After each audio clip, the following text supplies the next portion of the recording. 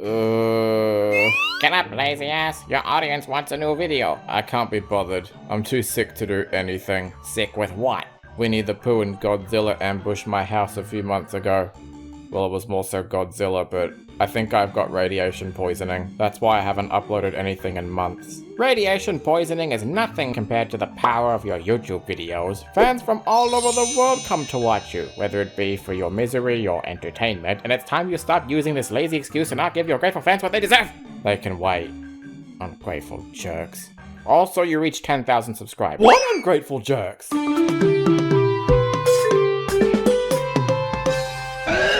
10,000 subscribers. That's a number I never thought I'd reach, what with this slow growth I've had all these years. I don't know how else to put this without sounding cheesy, but thank you all so much for that. 10,000 might not be all that impressive in this landscape, but it's not a number to scoff at. I just need to know what I'm gonna do to celebrate. Hello again, mate! I'm not doing this again. Can you please leave my house? But me and my friends wanted to congratulate you for reaching 10,000 subscribers. Is that so? I've even made some new friends. Get out. Well, fine then, no need to be rude. But if I could make a suggestion, it has been a long time since you looked at any of my games. Yeah? So what? I mean, my PS1 games were some of the first videos you ever made, and it's been nearly 10 years since then. 10,000 subscribers, 10 years of reviews.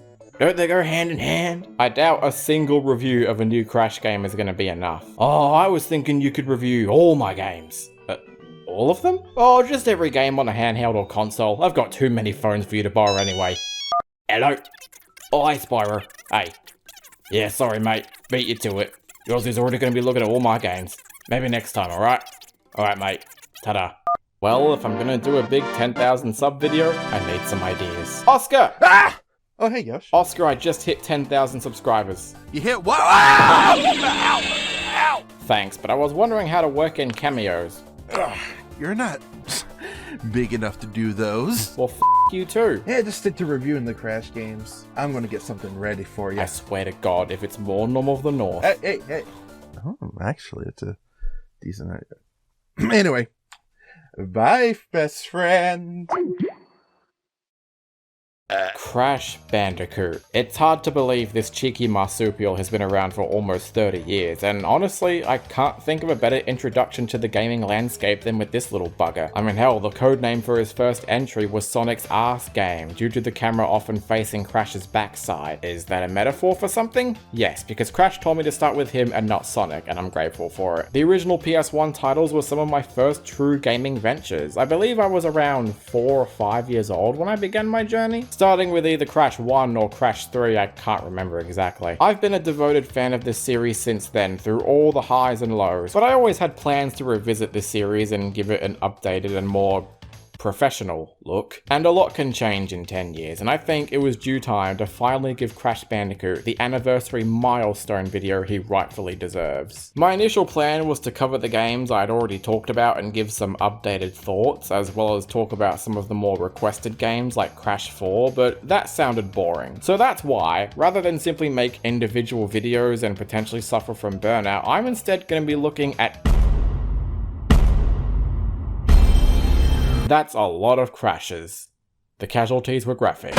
This isn't counting ports or mobile games, we're sticking strictly to the main console and handheld games because the thought of replaying Mind Over Mutant on the DS makes me want to shrivel up and cry. I've thought about wanting to do more full series reviews for ages, especially after stepping out of that singular review formula and being more topical this time around. The Ratchet & Clank video was a lot of fun to make, so many other franchises have popped into my head over time, like Jak and Daxter, Sly Cooper, and of course Spyro, but Crash always came first. And while I understand looking at 21 games might seem like a lot, these games aren't that big to begin with some minor exceptions, but I think I can cope with it. Besides, I love Crash Bandicoot, and I couldn't think of a better way to review every game than now. I know it was originally going to be Mario Kart, but please let me have this one. Grab your popcorn, folks, maybe cook up a barbecue in the meantime. This is going to be quite a journey, but hey, every franchise needs one.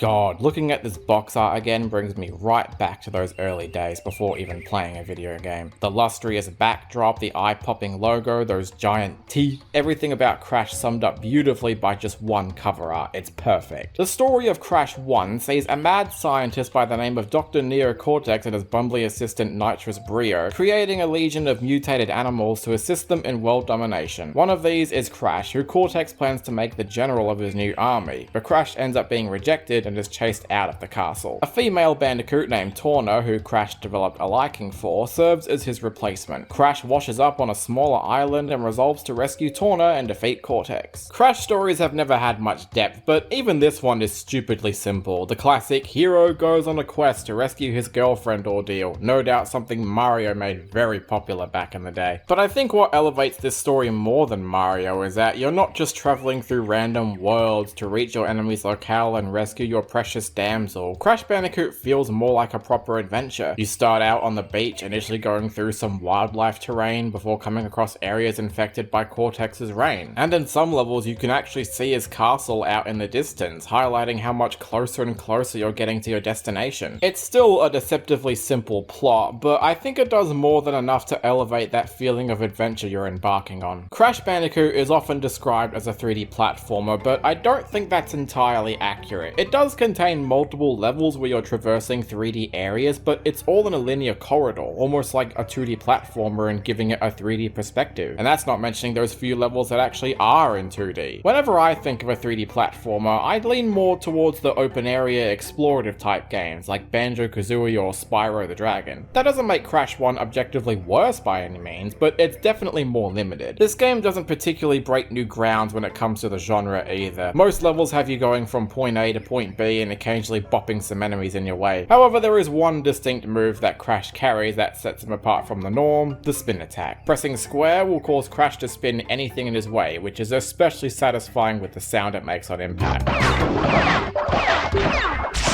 Oh god! If it isn't enemies in your way, then the biggest obstacle are the levels themselves. They require a lot of precision. Just one wrong move can easily send you to your death. Especially those levels that throw bottomless pits all over the place, which often tense up my hand, since I know that if I mess up once, bam, there's a life lost. And that will happen more times than you can count, because this fuzzy little bugger himself is also fragile to nearly everything he touches. Take one hit from an enemy or obstacle and you've just witnessed a murder. Rated G. This same Bandicoot becomes capable of destroying things 10 times his size in the future, but also gets killed by one touch from a turtle. It's a good thing there are no enemies that are aggravating to deal with, like Hammer Brothers for instance, and as long as you take your time with what comes ahead, it can be a reasonably comfortable journey. Most levels will have you running from start to end and avoiding hazards, but some may require you to run away from a giant boulder, Indiana Jones style, or riding a wild hog to traverse oncoming hazards. Though in Crash's case, I think he wants to do more to that pig than meets the eye. To help rectify this stress, each level is plastered with these Aku Aku masks that can give you extra hit points. I remember back when I first reviewed this game, I had no idea what the hell he was saying when you find him. What have I got? Nowadays it's pretty obvious, but it doesn't matter now because now I'm even more confused by what he says when you take damage. Could we slow that down? Is he saying I'm not good enough? I knew it! You can carry up to 2 Aku Aku masks at a time, but collecting a third one will grant you temporary invincibility and a small speed increase on the ground. Plowing through levels when you're invincible can be a roaring good time, especially elevated by the music that plays. On that topic, let's talk about the soundtrack before I jump ahead here. Crash 1 has a more simpler soundtrack compared to its follow-ups, but I think it's a lot better than people give it credit for. In fact, it might just be one of my favorite soundtracks of the entire Crash series. It manages to capture the ambience and atmosphere of each level brilliantly, and though decidedly quiet, the rhythm of each track flows so well that I still find myself humming along with a good majority of tracks.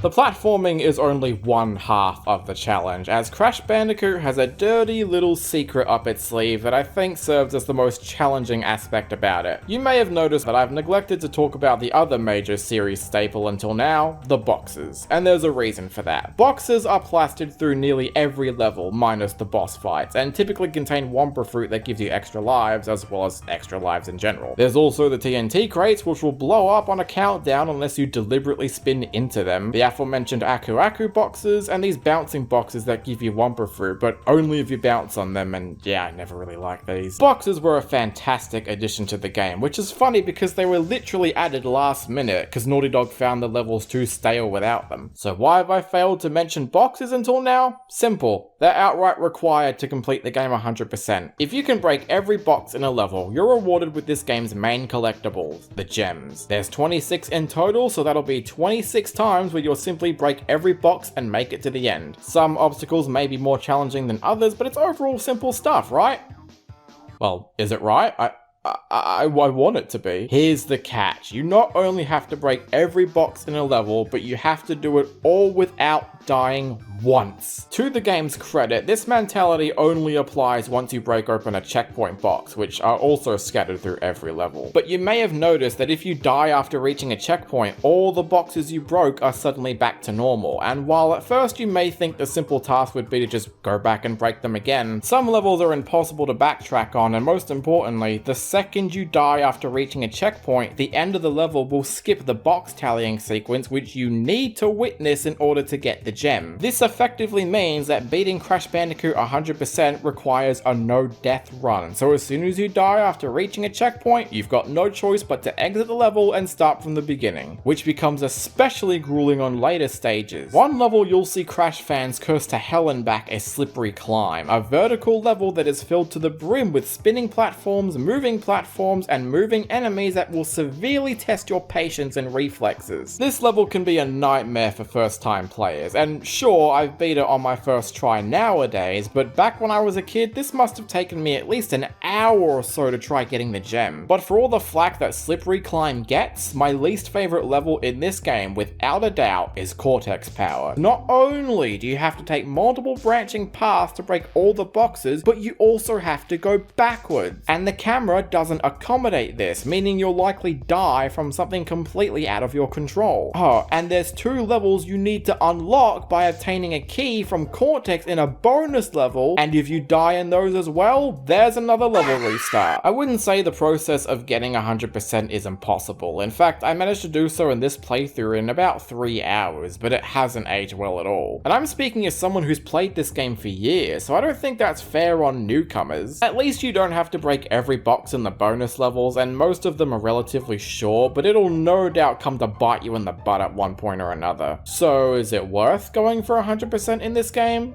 Well, I'm not really someone who cares about the reward I get in the game, it's more about the journey. I think Crash Bandicoot is a series that can be enjoyed if you're just going through it casually, but 100% offers far more replay value, and I think it's where the game gets significantly harder, but not too hard that it becomes impossible. Plus, with PS1 emulators being so prominent nowadays, you can just use save states to circumvent the save system anyway, but I know that's not 100% fair. That being said, the completion mentality in this game frankly isn't worth it. You can unlock an alternate ending, but that's about it. In fact, I think this is the only game in the original trilogy where the normal ending is the required ending, because no matter which one you go for, you end up rescuing Torna anyway. The 100% completion mentality was already stretching it, but there's a few other things that haven't held up. The controls, for instance, are a little rough to look back on. It's totally functional with the right amount of patience, but Crash always carries his momentum before coming to a halt, which can be particularly annoying when airborne. I rarely die from positioning my jumps nowadays, but Crash is still a heavy bastard to maneuver, so it's not always comfortable. Especially given this game has no analog support. It was 1996, I get it, and the D-pad controls aren't even that bad, especially with how comfortable the PlayStation's D-pads have always felt, but it can make it harder to better position yourself on tighter platforms. The boss encounters are also pretty weak. Strategies to beating them often involve waiting around to get a chance to damaging them, or figuring out ridiculously easy patterns that aren't very stimulating. I mean, all Papu Papu does does is spin around. That's it. Strangely enough, the most outdated element of Crash Bandicoot to this day is the saving system. Certain levels contain bonus areas accessed by collecting 3 emblems of Torna, and once you beat them, you can save your progress. And yes, this is the only way to save your progress. It's already grueling enough having to beat every level and get the gem without dying, but the fact you can't even save until you complete a bonus level correctly? I imagine that can turn some people off. The one aspect of this game that always annoys me even to this day are the colored gems. They get better in the sequels, but with this game's linear progression system, it's outright frustrating. Many levels won't actually let you beat them on your first try because some areas can only be accessed with a colored gem, which you often have to get by collecting them in later levels. This means you gotta finish the level normally, get a colored gem in a later stage, and then come back to the level you've already done just to break all the boxes you missed. If you were allowed to access a completely new part of the level, that's one thing, but most examples have tiny little areas to access that are over and done with in less than a few seconds. It definitely doesn't require a revisit. Oh, and you wanna know which level has a colored gem? Slippery Climb. I know it can be easy to look back and scoff at Crash 1 for all its outdated elements, but I can't be as hard on it. This game can be hard in some places, but it's definitely not impossible. In fact, for everything I've said regarding the archaic design, I don't find it to be as frustrating or annoying as some others make it out to be. And I think it shines in more areas to be ignored. Crash 1 laid the groundwork for the series as a whole, and definitely left its mark on the PlayStation. But even then, I only think the game is just alright. It's worth going back just to see where Crash got his start, but it would not be my first recommendation if you're new to the series. If you're ready to embrace the challenges ahead, then go for it, but if you're not, then just skip to the next one. It's what I probably should have done in casual terms. I can't even play it, my hands got so tensed up from the fur. Just over a year after its release, Crash Bandicoot already got a sequel. Cortex strikes... Actually, I'm gonna let him say it. Crash Bandicoot 2. Cortex strikes back. It's weird to remember a time when sequels came out so quickly after the original. Sonic had this for a while, actually. But you don't need to take my word for it. Just look at the trailer they had to get people excited for it. Wow, that was intense! Woo! I just flew in from the new Ruins level and boy, are my arms tired! Yeah, everyone's kind of joked about the quality of this trailer, but I don't care. It's hilarious. I mean, after Pooh's adventures, I don't think I can ever go back. I may have Stockholm Syndrome. Crash 2 picks up right where Crash 1 left off, with Cortex falling from the sky after being defeated by Crash. You know, it's funny to imagine that Cortex sounded like this right as he falls. And on his way down, he now sounds like this. It's like he hit puberty on his way down. That new voice, funnily enough, is Clancy Brown, and if you don't know who that is, I'm not judging. Man, do I miss Clancy Brown as Cortex. I'll always love Lex Lang, don't get me wrong, but when it comes to Cortex's more domineering and sinister side, Clancy Brown nailed that perfectly. Anyway, I'm getting off topic here. So Cortex tumbles into a cave full of crystals and then... that. Turns out that Cortex can use the crystals to power a new space station that can help him take over the world with his new bumbling assistant named Engine. But since all of Cortex's animal lackeys disbanded from the first game, he has no other choice than to, of course, kidnap his worst enemy and persuade him into collecting the remaining crystals. Just why exactly does Crash give in to this obvious trick despite Cortex holding his girlfriend hostage before? Well, because Crash is an idiot. That's actually canon. From that point, the story basically becomes background noise. Every so often, Crash's sister Coco will intercept to warn him about Cortex's plans, and you also have Bria over here convincing Crash to collect the gems instead of the crystals to blow up Cortex's space station, which you believe pretty much immediately. Oh yeah, Crash has a sister now, apparently. Maybe she's adopted. The production value has also increased tremendously, especially with the character animations. Cortex's reactions alone are enough to make up a compilation, and this was definitely the game where Crash's true personality emerged. They also really did up the death animations too. They were somewhat present in Crash 1, but they were amped up so much from this point onwards, and many of them are pretty funny. Instead of going on a linear adventure through islands, Crash 2 marks the debut of warp rooms, each containing 5 levels that you can do in any order you want. I prefer that. It gives each warp room a comfortable sense of progress and allows you to pick whichever levels you want in whatever order you want. Sometimes I'll do a certain level first if it has a color gem that may be required for another level in that same warp room. And hey, in the middle of every warp room, you can actually save your progress this time. Torna being thrown out was actually a good thing. That's not the only thing that's improved. Crash's controls have been tweaked in all the right places. He no longer carries momentum when moving, meaning you can tightly position yourself on top of enemies and boxes with ease. Crash has all the same moves as before. He can still jump and spin into boxes and enemies, but now he has 2 brand new moves. There's the belly flop, which is really only used to break these locked crates and nothing else. The best new move without a doubt is the slide. It's mainly used to get through tight spaces, but it can also be used to take down enemies immune to the spin or jump, or can be used for the slide jump, allowing you to jump higher and further, but also needs to be pressed quickly enough before you fall into a pit. The slide jump is always fun to use, especially for those moments where you can barely make it to the next platform. If Crash 1 was more focused on patience, then Crash 2 is far more action-packed, that waiting around for an enemy or object to appear aren't as frequent. Aside from the aforementioned locked crates, Crash 2 also sees the introduction of Nitro crates, which act similarly to TNT crates, only they'll blow up no matter what you do. And some levels love to scatter them in tight spaces so you can just barely skip past them. They've also added new gimmicks to some levels, like the jet board that you use to speed across water and jump over ramps, and my personal favourite, the polar bear levels. They're the same as the hog levels from Crash 1, but way faster, requires more precision to your movement and speed, and are always a joy to blast through. Then there's the jetpack that shows up in the final warp room. Lots of Crash fans swear by the jetpack being terrible to control, and as a kid I definitely found it tedious to use, but as an adult, I don't think it's that bad. Is it clunky? For sure, but once you figure out how to properly accelerate and maneuver Crash's vertical position, it's more manageable than you think. The bonus levels can also be accessed on the spot without the stupid Torna emblems and actually feel like bonus levels this time. Much like Crash 1, every level is built in a similar fashion, a linear corridor that occasionally branches off, but your main collectibles this time are the crystals, which are so ridiculously easy to get that you'd have to be blind in order to miss them. Or you did it because you want to piss off Cortex again. No, no, Crash. To save the world, I need crystals. Crystals!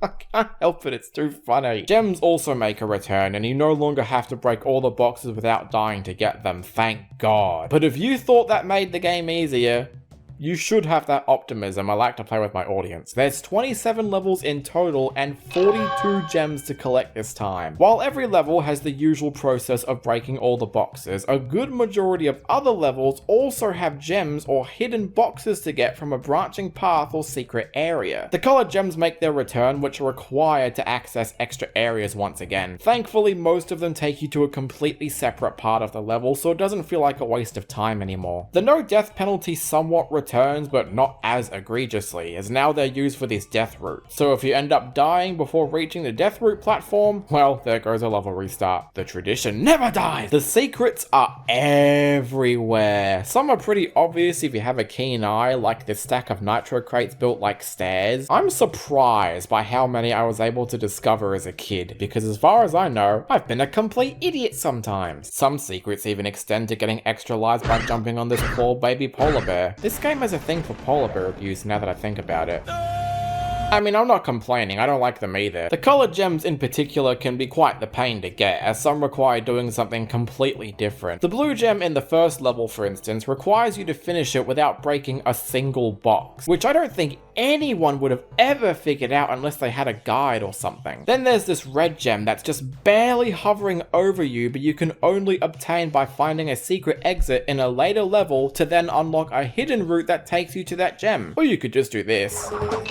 Cheating bliss. I think this added extra challenge gives Crash 2 its oomph. It ensures a more comfortable experience without completely sacrificing the challenge of collecting everything. However, I think a number of levels can get a little too carried away. Many branching paths and levels also contain boxes to break, which means yes, you gotta through the other paths to break the other boxes you missed backwards. Digging It is an infamous example because it has a fork in the road, one of which has a death route with a hidden gem so you can't afford to die before reaching it, and both paths have boxes to break. One level that every Crash fan hates with a burning passion is Cold Hard Crash, as it contains the same design flaw as Digging It, only this time you won't be able to turn around the death route because the hidden gem leads you down a pit, which means you need to do this bullshit death route 3 times if you want to get both gems. And did I mention the death route itself is filled with nitro crates that cause you to tense up, and the bonus room has one hidden box that will likely be the one box you're missing by the end of the level, because there's nothing worse in a crash game than getting to the end and realized you missed a single box.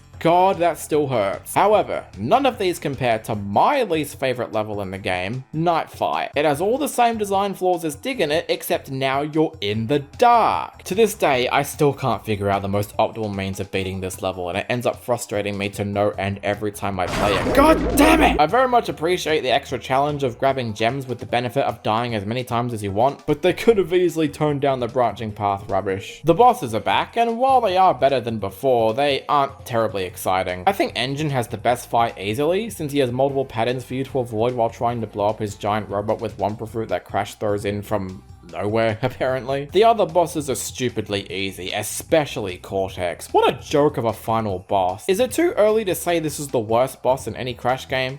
It is? Well, I'm saying it anyway. All you do is fly towards Cortex, hit him 3 times, and that's it. He doesn't even try to hurt you. What a coward. And this was also the first game to which the 100% secret ending is actually the true final ending. There is still a normal ending, but Cortex's space station is still floating around. So thanks to the gems that Brio instructed us to collect, we can blow up the space station for good. And even though it's nothing more than a secret ending, it still makes me feel good that I went out of my way to get all these gems to accomplish the best possible outcome for Crash and Coco. And that's what Crash 2 does as a whole. It still makes me feel good. It's one of the most polished sequels I've ever played, that it basically renders the original as redundant. For as frustrating and annoying this game can get at times, at least it never surpasses the level of stress and anguish I have from the original. Crash 1 is still fine, but it's got nothing on this. Crash 2 is one of the best Crash games by far. Is that a spoiler? Although, maybe it's not a spoiler, because for as much as I love Crash 2, I think Crash 3 almost edges it out. Keyword being almost. And it was made in yet another year after the last one. What the hell were Naughty Dog's working conditions back then? They made like 3 Crash games in a row, almost a year apart, and all managed to be of this level of quality? I don't know how they managed it back then, but props, I suppose. Crash 3 takes place directly after the secret ending of Crash 2, with pieces of Cortex's space station plummeting to Earth and releasing an evil entity known as Uka Uka, the twin brother of Aku Aku, the mask that's been helping you so far, who can suddenly talk. It turns out Cortex has been working for Uka Uka this whole time, whose main goal is to once again steal as many crystals and gems as possible to fuel his needs. I've always loved this intro. The setting when Uka Uka first appears already sets the tone for his presence, so much that even Cortex is on his knees begging for his forgiveness. Uka Uka does end up forgiving Cortex, then enlists the help of Nefarious Trophy, or N-Trophy, the self-proclaimed master of time and the creator of the Time Twister machine, which Crash, Coco, and Aku Aku end up traveling to in order to foil their plans. It's all basic stuff, nothing we haven't seen before, so I feel going into the story with all these games is becoming rather redundant, unless it's bad and I can make fun of it. Because Crash 2 already refined and improved the controls from its predecessor, Crash 3 doesn't do a whole lot to refine what's already solid. Instead, it offers a few quality of life improvements to other things. Remember those annoying boxes that took like 10 bounces to get all the Wumpa Fruit inside? From this point, it now gives you 2 Wumpa Fruit on every bounce, totaling to 5. A simple change like that already makes the platforming more fun than it was in Crash 2. There's also a new box tally and the heads-up display apart from being near the end, so you're given a good idea of what to expect when going into a new stage. The biggest addition to Crash's moveset without a doubt are the power-ups, rewarded to you after finishing a boss. There's the Super Belly Flop, which isn't that significant of an upgrade since moments where you have to belly flop are actually less frequent than in Crash 2. But the Death Tornado Spin and Double Jump? Awesome. You can take some ridiculously stupid shortcuts to bypass certain obstacles and are outright required for certain stages that contain a hidden route. The Fruit Bazooka is okay. It kinda breaks the pace a little bit, so I rarely use it outside the points where it's needed. And lastly, there's the Crash Dash, which just gives you the ability to run faster. Doesn't sound so significant, especially since the game might be over for you, but I'll get into its purpose a little later. While most of the game is the traditional Crash Bandicoot platforming bliss, it also likes to mix it up a bit with a plethora of gameplay styles. With Coco now being a playable character, she can ride a cute tiger across the Great Wall of China, and these can be just as exhilarating as the polar bear levels from Crash 2. She also rides a jet ski Key, which is also really fun, and there's also the flying levels. These were the levels I used to loathe as a kid, but as I got older, I actually don't mind them as much. They could control a little better, but at least they're short. Crash also has his fair share of gameplay styles, like going for a scuba dive underwater, which I like to look at as relaxing scenery exhibits, and he can also ride a motorcycle. I really hate the motorcycle. You have to finish these in first place to grab the crystals, but the controls are ass! Turning takes forever, especially when you're boosting, and the opponents love to crash into you when you're meaning to make a turn. They aren't horrible, I guess, but considering Naughty Dog were able to master the racing formula with Crash Team Racing, I don't know what the hell happened here. I can see the gameplay styles being a turn off for some, especially if they're just getting into these games, but I don't mind them as much. At the end of the day, it's still Crash and Coco heading down linear hallways, breaking boxes, and collecting pretty jewelry. This isn't like Spyro 3 where every character plays dramatically differently. Crash 3 still knows not to overdo it and recognizes the main appeal is still the good old-fashioned platforming. And with the addition of power-ups, these are some of the best platforming levels in any Crash game, and the best part of all, the backtracking levels have been reduced. Somewhat. Thanks to the Time Twister machine, it allowed Naughty Dog to go ballistic with the aesthetics of each level. No longer are we restricted to forest or sewer levels, we can now travel to Agrabah and meet Aladdin, or travel to the time of the dinosaurs. Sadly, you can't go back to the Titanic sinking. Shame, I wanted to meet Captain Goofy. The goal of each level is the same as before. Collect the crystals, get secret gems through box breaking or hidden routes, etc. Secrets make a return, but aren't as abundant as before. But they did add a new collectible this time around, the Time Relics. Remember the Crash Dash power-up I mentioned earlier? The only reason it was made was for the time trials. You can access them by revisiting a level you've already completed, touching the clock, and then try getting to the end of the level as fast as possible. Boxes get replaced with time boxes that halt the clock for a certain amount of time that's displayed on the box, and Aku Aku masks tend to show up more frequently so you can try turning invincible and plowing through stages, or occasionally sacrifice them to get past annoying obstacles. If you can finish a level in the allotted time, you receive a time relic, which are required to finish the game 100%. Why? Because they unlock a secret hidden warp room with extra stages that contain more gems and relics, as well as optional routes that once again reward you with more gems. Some people see the relics as a needless effort to pad the length of the game out, but I personally don't mind them, since you're going through the levels in a completely different way, rushing to the end instead of taking your time. Would I prefer new levels to obtain them? Probably, but given how short most of these levels are to begin with, I don't see the time relics as a huge nuisance. The sapphire relics are all you need to get the secret ending, but you can obtain other relics depending on how well you do. The gold relics are the second tier up and are essential to get, mainly because they reward you with another hidden gem at the end, which can bump up your percentage to 105%.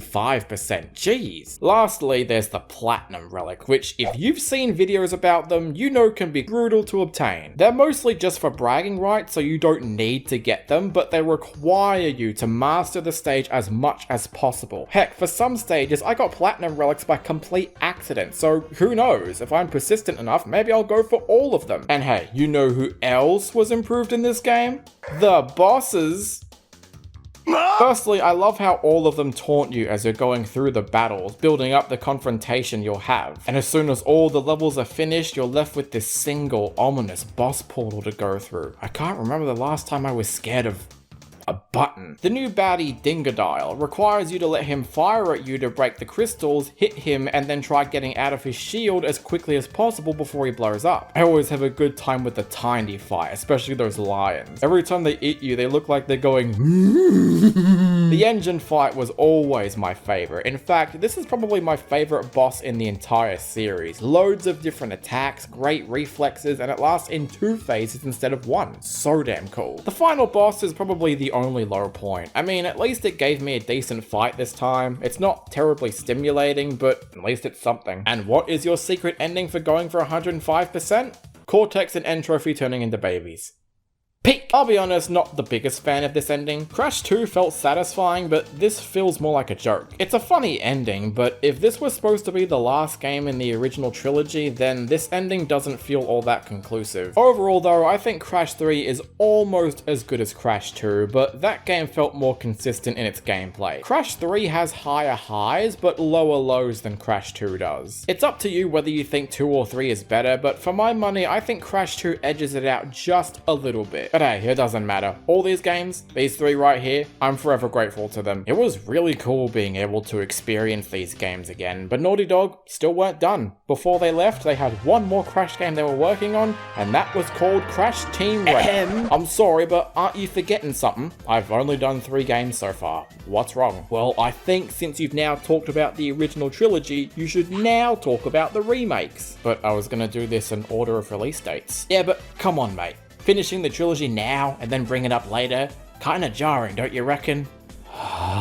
Alright, so the Insane Trilogy. If you're a veteran of my channel, you might remember this little quip I made in my PS Plus video. Bloodborne, The Last of Us Remastered, Uncharted 4, and 2 mediocre remakes. Yeah, I got a lot of pushback for that, which sounds odd because my original review suggested I absolutely love this game, but a little history. I remember how ecstatic I was for this coming out in 2017, but I think part of that was due to the ever-growing drought of Crash games that a new one coming out, even if it was just a remake, was enough to satisfy that need. And I was so convinced by that it led me giving the game a raving review. Now before I go on, let me make something perfectly clear. The Insane Trilogy as a whole is not bad. It'd be rude to undermine Vicarious Vision's efforts because the work they put on display is spot on. They've clearly gone back and studied the groundwork for the original trilogy, and all they had to do was bring them over to current generation. But what seemingly sounds like a simple task ends up having too many cracks in the seams. But there are definitely improvements. Auto-saving is now a thing in all 3 games, and they even added time trials to Crash 1 and 2, which actually proved to be really hard, but in a good way. Coco is now playable in all 3 games, and yeah, she's more or less a cosmetic change, but her animations are more than enough to make playing as her a joy. There's a lot of subtle changes that really improve on some of the game's shortcomings. The secrets are now openly hinted at without feeling too unfair, some of the original trilogy's exploits are still retained, and many missing details were refined to the core. They even went out of their way to add brand new levels to the trilogy. Stormy Ascent was a cut level from Crash 1 for being too difficult but was reinstated here, and Crash 3 features a completely new level built from the ground up with a plethora of optional routes that make great use of your power-ups. The cutscenes are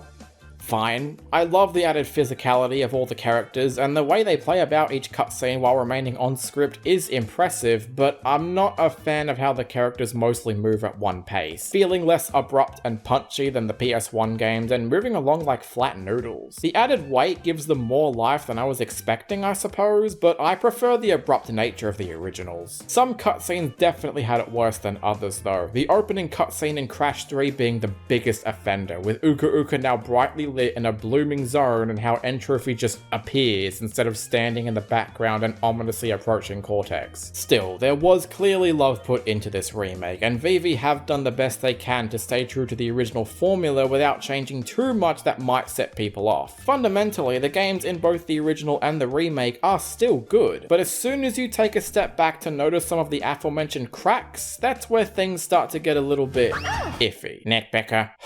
I saw that coming. Are you really gonna be complaining about things that aren't crucial to the gameplay? That doesn't matter. You're right, it doesn't. But gameplay wasn't all there is to love about Crash. Let's start off small. The new soundtrack, 50-50. The more energetic and punchy songs receiving the most love from the new composers, but they completely butchered the softer ones. Tracks that used to sell the eerie atmosphere of levels, particularly in Crash 1, have now been amped up too much that it comes off as too bouncy and video gamey. Look, I'm not a music expert, but most of these just didn't hit for me.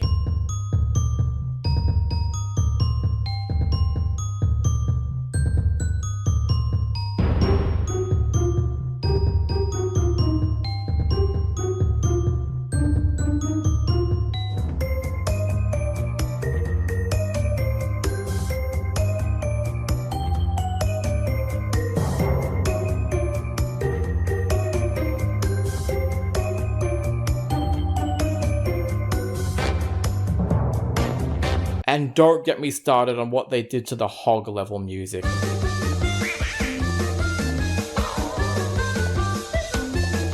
And maybe all of this wouldn't be so bad if you were given an option to change the music to their PS1 counterparts, but you can't. The Spyro Reignited trilogy let you do this, as did CTR Nitro Fueled, but why not here? They couldn't even be bothered to add it as an update? With all the added bells and whistles Vicarious Visions added, why couldn't they let us swap to the PS1 music at our leisure? Or heck, maybe an option to change to the pre-console versions? How awesome would that have been? I know there's a PC mod that lets you do this, but it shouldn't be fair to rely on mods to make a game better, should it? The graphics themselves are, to be honest, I don't like them. Part of the process seems to be taking the original PS1 illustrations and making them look more realistic. Sometimes it can look quite nice, and many levels in Crash 1 and 3 benefit from this beautifully. But I mean, of course they're going to look better by default for a lot of people because the team is working with completely different hardware. They didn't do what Naughty Dog did, where they literally had to hack the PS1 to try giving the designs and animation a style that most PS1 games could never match. But better graphics aren't always a benefit because other levels are extremely muted in their color department and the lighting leaves a lot to be desired. Lighting, I think, plays a huge part in the graphics looking as muddled as they are. They've relied heavily on automatic lighting effects in place of giving the new levels and character models some added depth, but they're only going to look good with the ideal lighting choices. So when they are placed correctly, it looks fantastic, but when they aren't, it looks weird. I can't begin to tell you the amount of times I saw Crash's fur bleed into the background or having his eyes and mouths look dulled out. Spyro proves you can still adapt the art style to modern consoles and maintain that level of detail, but the N-Tranced trilogy doesn't do that. I should mention I played the PS4 version on my PS5, so I'm not sure if it's any better on PC. It probably is, but I am reviewing the game as it originally came out, don't forget. And the character designs, to be honest, aren't much better. I think Cortex still looks fine, Coco's redesign looks adorable, and the masks still retain most of their detail, but other characters, especially the animals, look too soft. Engine's realistic lighting hasn't translated very well, Embryo is too exaggerated in his animation, Tiny and Dingodile look outright awful, and I'm not sure what the general consensus is, but I hate Crash's design. Compare it side by side to the original, and while the recreation is identical, it lacks personality. The sharp edges and line delivery sell the lively nature of the PS1 design, but the new model looks like they just added some fuzz to all of it and comes off as a lifeless doll. I think the Crash 4 design better understands what I'm looking for, but the point is, the N-Tranced trilogy already looks outdated. That's a phrase I'd never use to describe the PS1 games, but I'm going to for these. I'm not going to complain too much about the controls because, to be honest, they're completely functional. To call them outright horrible would be ridiculous, as Vicarious Visions have done their best to recreate the original's rhythm of movement, and I like how consistent it is now across all three games. The slide jump still feels great to pull off, and the power-ups have seen no downgrade whatsoever. But the hitboxes are where I start to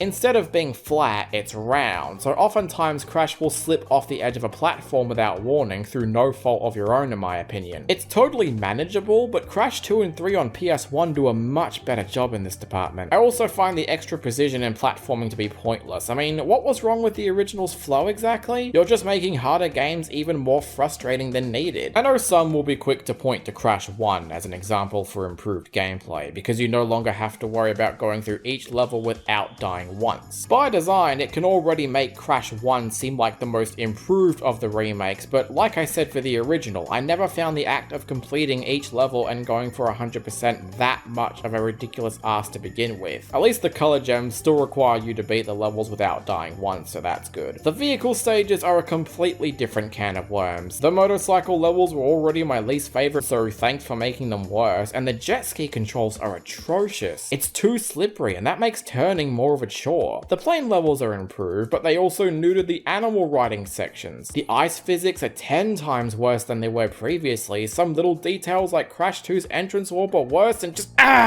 Look, maybe people are right. Maybe I am being too nitpicky, but I don't want to sit here and pretend these thoughts didn't cross my mind. People are quick to judge and viciously assault others for daring to say anything bad about this game, but I'm only saying all of this because the groundwork was already there, it just needed some extra touch-ups. The thing about the original Crash games is that because they already set such high expectations before and achieved a level of personality and ingenuity, it makes it all the more jarring when the remake can't always pull pull them off. I don't want to pin the blame on Vicarious Visions too much, since it's possible Activision's forced deadlines might have cut details out, but they still exist for a reason. It can be easy for me to ignore these issues and just enjoy the games as they stand, but the wonky hitboxes are still not something I can cope with. The Insane Trilogy did exactly what it set out to do, introduce new players to the series and reminding everyone on why they love the original so much. The fact it sold really well proved there was still an audience, and it earns my respect for bringing the series back. But the only reason I could call the game good is because the games it's based on are good. Because it's far from consistent in terms of graphics, music, controls, and personality. The only entry I could argue is better than the original is Crash 1, but even that's a stretch when the original can be manageable and the music is hard to top. I definitely respect the Insane Trilogy more than I actually like it. It's still a fine game at the end of the day, and I'm glad it brought Crash back to the spotlight again, but the lasting effects do not last forever. It's funny, Crash 4 is only 4 years old and it doesn't look that dated, whereas this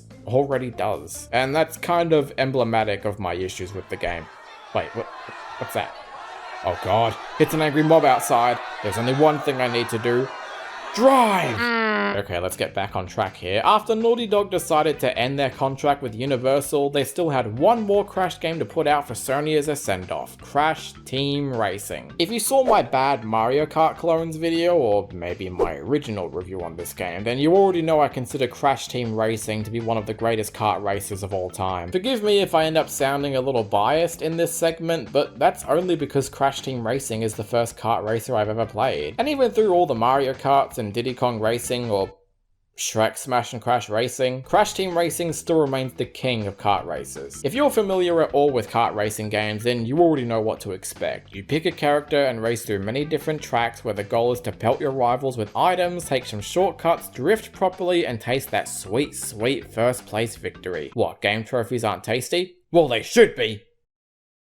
So when you start the game up, you get 8 characters to choose from, and a decent selection of tracks with only 2 you need to unlock. CTR has extra characters you can unlock. There's 2 ways you can do that. The first and obvious one is the adventure mode. It even has a story, if you can believe it, where this alien known as Oxide wants to challenge the fastest racers on Earth to a race, or else he'll turn the planet into a parking lot? Yeah, there was practically no thought put into this story, and Naughty Dog knew that. In fact, they deliberately made the story so out there and terrible because they knew nobody would come to a Crash Bandicoot racing game for its story. I don't know whether or not that excuses the story we got, but it's kinda brilliant. Afterwards, you pick a character and race a bunch of times to earn trophies, collect CTR letters for a token, and the returning time trial relics with the same sapphire, gold, and platinum relics to obtain. When I was a kid, I could still vividly remember going for everything the game had to offer. The relics did require some help from my family, but I was able to get the tokens and trophies no problem. Beyond them, there's also the purple tokens, which are instead obtained by getting 20 crystals in one of these multiplayer battle maps, but they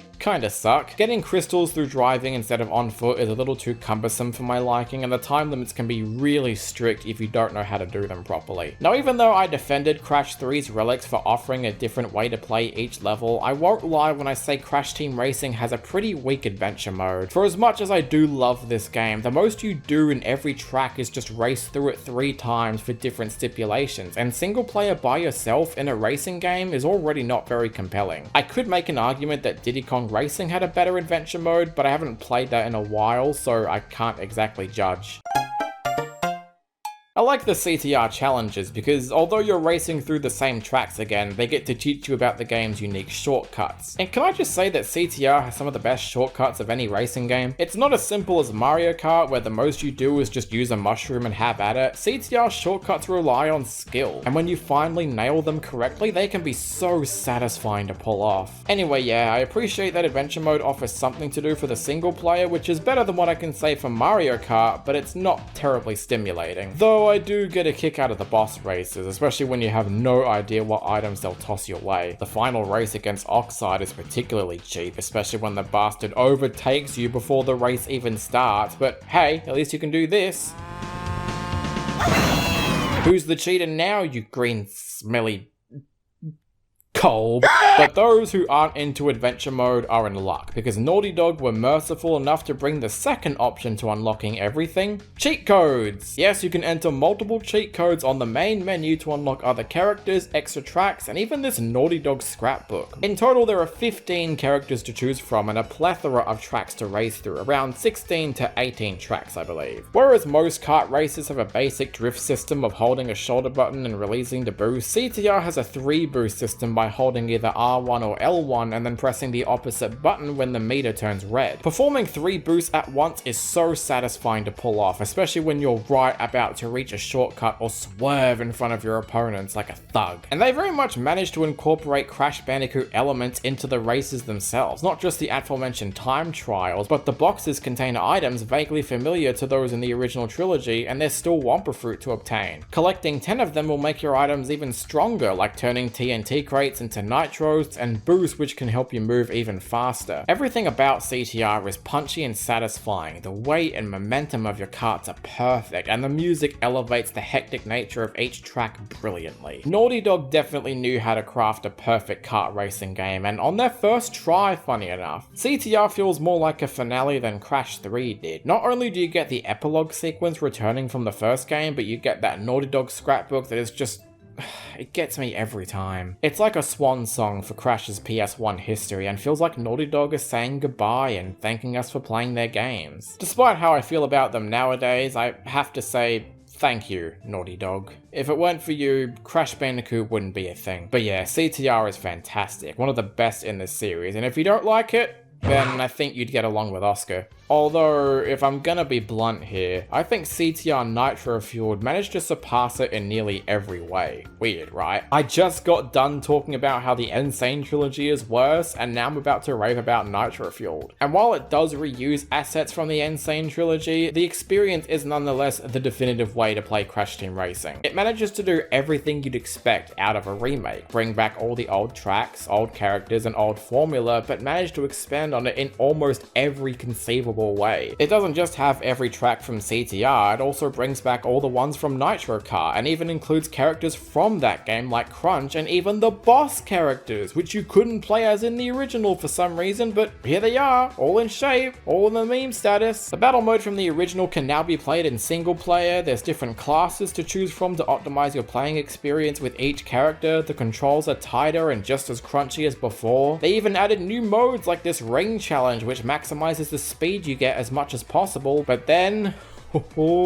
there's the brand new content after its release. Nitro Fueled was met with a plethora of additional content through the new Grand Prix mode, which could help you nab new characters and new tracks to race on. They added characters from nearly every game in the series: Nina from Twinsanity, Von Clutch, Pasadena, and the Chickens from Tag Team Racing, Koala Kong and Embryo from the original game. They even added Rillaroo from Crash Bash. Twice! They did it twice! The Madmen. There's also a number of brand new characters to unlock, including none other than Spyro the Dragon himself. And with each character and car came a plethora of customization options. Unfortunately, you'll have to unlock everything if you play it for the first time, and cheat codes aren't a thing anymore. But I don't mind it too much, because you're still adding to your in-game currency to allow you to buy new cosmetics and characters, which, yeah, if you want to unlock additional content, you'll have to rack up your in-game currency, since Nitro Fueled has a similar shop like Fortnite, where random items will be on a roulette and you can't always be guaranteed to unlock them the first time. Other than earning Wumpa coins in-game, your only other option to earning them is by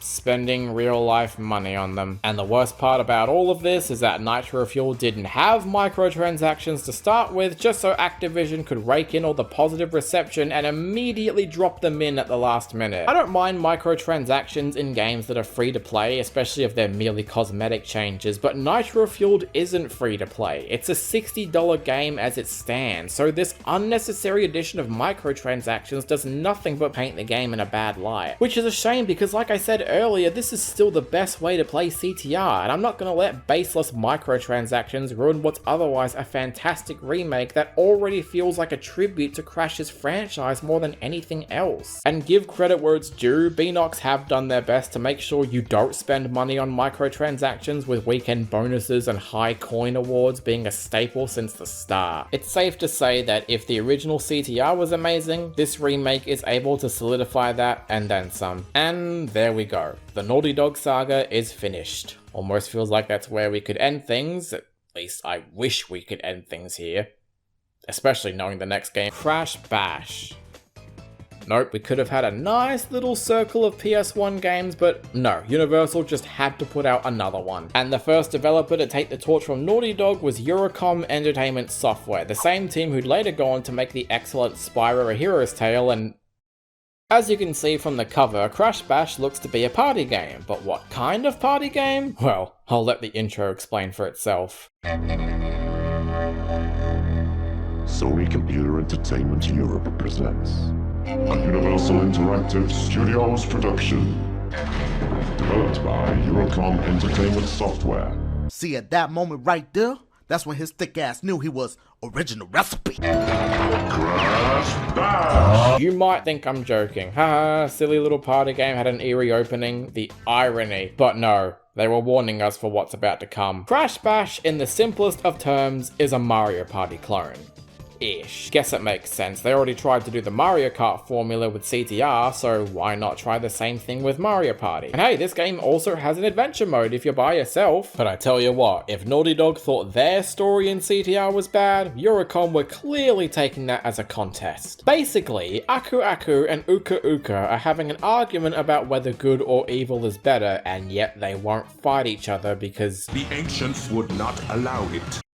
But what do you call that then? So instead of that, they decide to kidnap other people from Earth to pit them against each other to truly prove which side is better. Oh, you mean like CTR's story was bad, but at least it can be entertaining in the right places, but here, it's stupid, and not in a fun way. It's just so painfully stupid. I don't understand how pitting similar living creatures against each other is enough to prove whether good or evil is better, but God forbid they do any fighting themselves, you know, these ancient powerful masks that fought before? Anyway, Crash Bash's main difference from Mario Party is that it focuses entirely on minigames. There's no board to roll dice on, it's literally just minigames from start to end, which makes Crash Bash more action-oriented than Mario Party can be, so it's not necessarily a clone to the fullest extent. In our first warp room, we get 4 minigames to do. First is Ballistics, which is basically a 4-way Pong that has you knocking balls into your opponent's goal and doing your best to make sure their balls don't knock into yours. Second up is the best minigame in the entire entry, Polar Push. It's self-explanatory. You knock opponents off an icy surface with polar bears and obtain power-ups to either hinder them or yourself. Up next is Pogo Pandemonium, which is very boring. And lastly, there's Crate Crush, where you knock out your opponents in a battle arena by throwing boxes at them or using a standard attack. At first glance, most of these minigames are totally fine and even kind of fun, but the novelty starts to rub off the second you realize that in order to win the trophy and progress through the game, you need to beat the same minigame 3 times to get it. You don't have to do it 3 times in a row, but you have to win 3 times. So at the very least, you'll have to play each trophy match 3 times, which can easily double if your opponents also end up winning some rounds, meaning you could potentially be playing each trophy match 9 times in a row. And you better pray that one of your opponents don't win 3 times, because if you do, you have to restart the whole match all over again. What's essentially annoying is that these minigames are all you have to start with, which technically means you only have 4 minigames to play in multiplayer if you don't have a completed save file. You could argue it's technically 16 minigames, but they're the exact same as the ones as before, except they add 1 or 2 slight variations to justify as new minigames. And this especially becomes problematic once you finish the first warp room, because guess what? You have to do the same 4 minigames all over again, except now with an additional entry near the end known as Tank Wars, where you control a tank and shoot down your enemies with projectiles or mines. And that's how it goes for every following warp room, doing all the same minigames you just did from the previous one, except now there's was a new one added near the end. The only exception is the 5th warp room, which contained the remaining minigames to unlock that feature the most amount of variety. There's the Crash Dash games, which only have you racing in a circle to reach 0 as quickly as possible, and all the medieval games are completely different in their own ways, and range from good to average. But as you can see, you've got to play a lot of adventure mode if you want to unlock every minigame to play with your friends. And unlike CTR, there's no cheat code you can put in to unlock the rest of the minigames from the start unless you happen to own a black labeled PAL copy. Though I can't speak for that because mine is a platinum copy. Platinum coffee, that sounds really nice. Platinum copy, and I've never seen this cheat code actually get put into practice, so is it a hoax? Someone please prove me wrong. But the thing is, adventure mode wouldn't be so bad to go through if this didn't become so repetitive or for the insane difficulty spikes it has. What do I mean by that? Well, you see, Crash Bash doesn't only have trophies to get, it also has gems and crystals that are needed to complete adventure mode. They require you to play all the same minigames again.